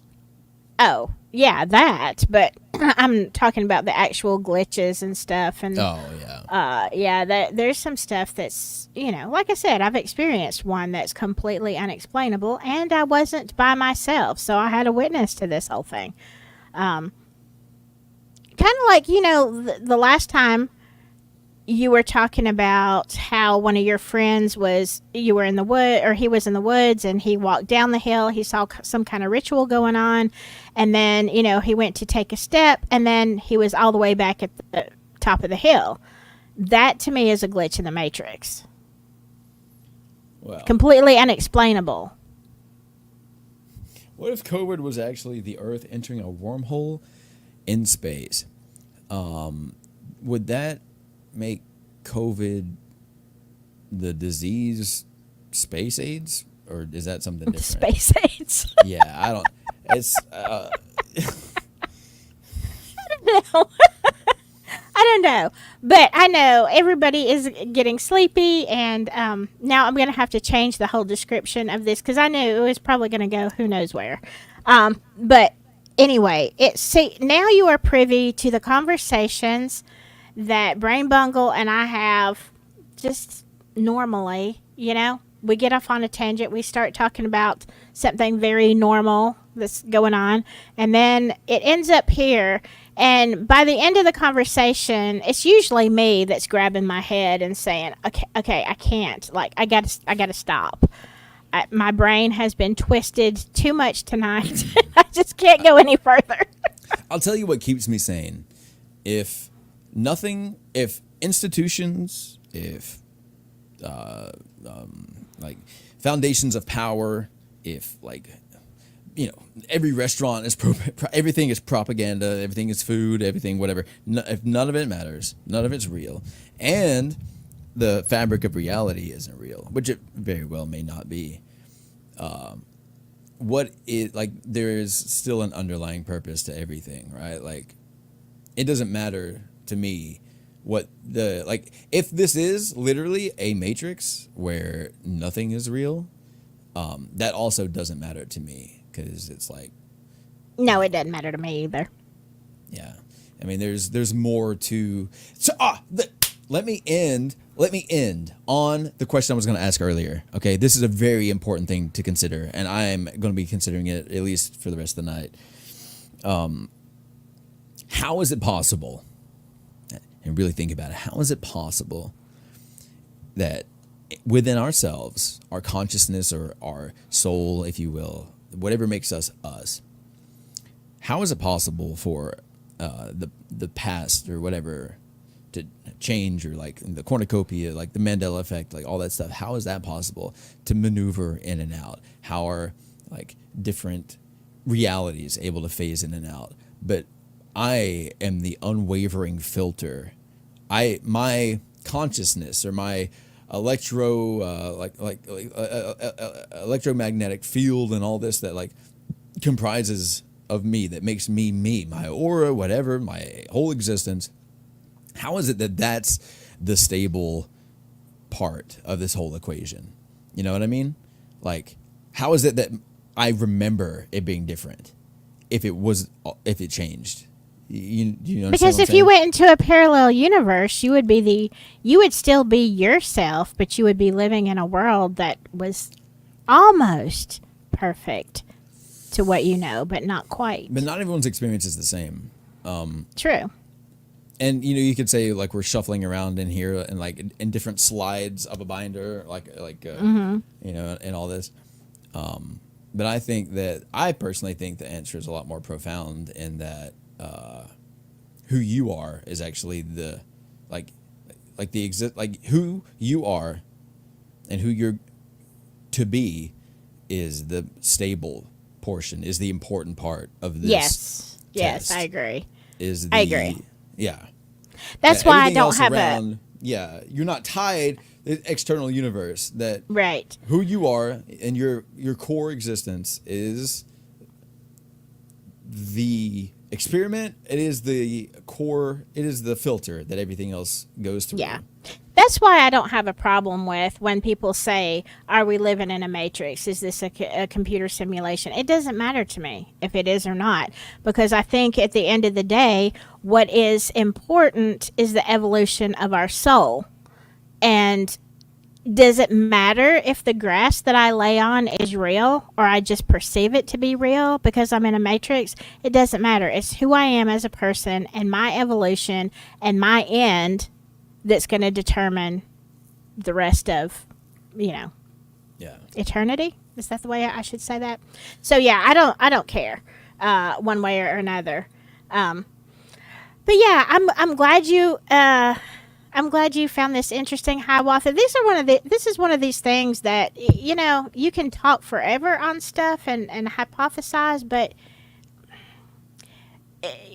there's so many good. I love to talk to people like this because there's so many good things that come out. I'm like, oh, I didn't know that, or oh, I never thought of it that way. And yeah, so what happens to missing 411? We don't know. We still don't know. It's been all this time. It's been going on for actually hundreds of years, and people disappearing. So something is going on. What it is, I don't know. So please, if you would give me a high five or something for Brain Bungle. I know he's tired. I know he really didn't want to come on tonight because he's exhausted. But yeah, I'm glad you did. And this is one of these things that, you can look back in a couple of years and listen to what you said and what you thought. Do you still think the same thing? I don't know. Maybe. I if I didn't, which I did, I'm glad I came on, and I did want to. The only hesitation I had is that, I wanted to be like, I'm not like not sober, but like I wanted to be like all present. You know what I mean? Yeah, because you're so tired. You're just, yeah. Well, yeah, some of these concepts, they can really stretch you out, and I just wanted to be very like, I wanted to be brief, and I wanted to explain and say what I mean and what I actually think, and I think I did like 30% of that or less. So I'm not exactly proud of myself tonight, but I'm glad I came on, and I'm glad that you all had a good time or enjoyed it. Some of the questions you guys asked were really interesting, and it's not, I don't go day to day and get to talk to people about things like this. Typically, these are things that fascinate me and me alone. And even Silky, there's some great she has people. her own, fascinations and stuff like that. So yeah, being able to talk to other people who find it interesting and bring it all together and like formulate it, I think it's good. I think it's healthy. Yeah, and these are some great core people that we usually talk true crime, but when you have minds like this that are open and think outside the box and stuff, it really makes it a lot easier to look at situations and what could have happened. And it is. I love y'all to pieces. I really, really do. And I'm so glad that y'all came and hung out with us. I know everybody's tired. Some people are from other countries. I know you don't know that, Brain. Really? But yeah. So I don't know what time it is where you are, but I can tell you it's time for me to go to bed because I have to get up at 4 a.m. Thank you so much, Brain Bungle, for coming on. Let's do it again when you're awake. Sounds like a plan. Thank you for inviting me. It's been a real pleasure. All right. Y'all stay safe out there. Whatever you do, just stay silky, okay? Bye-bye.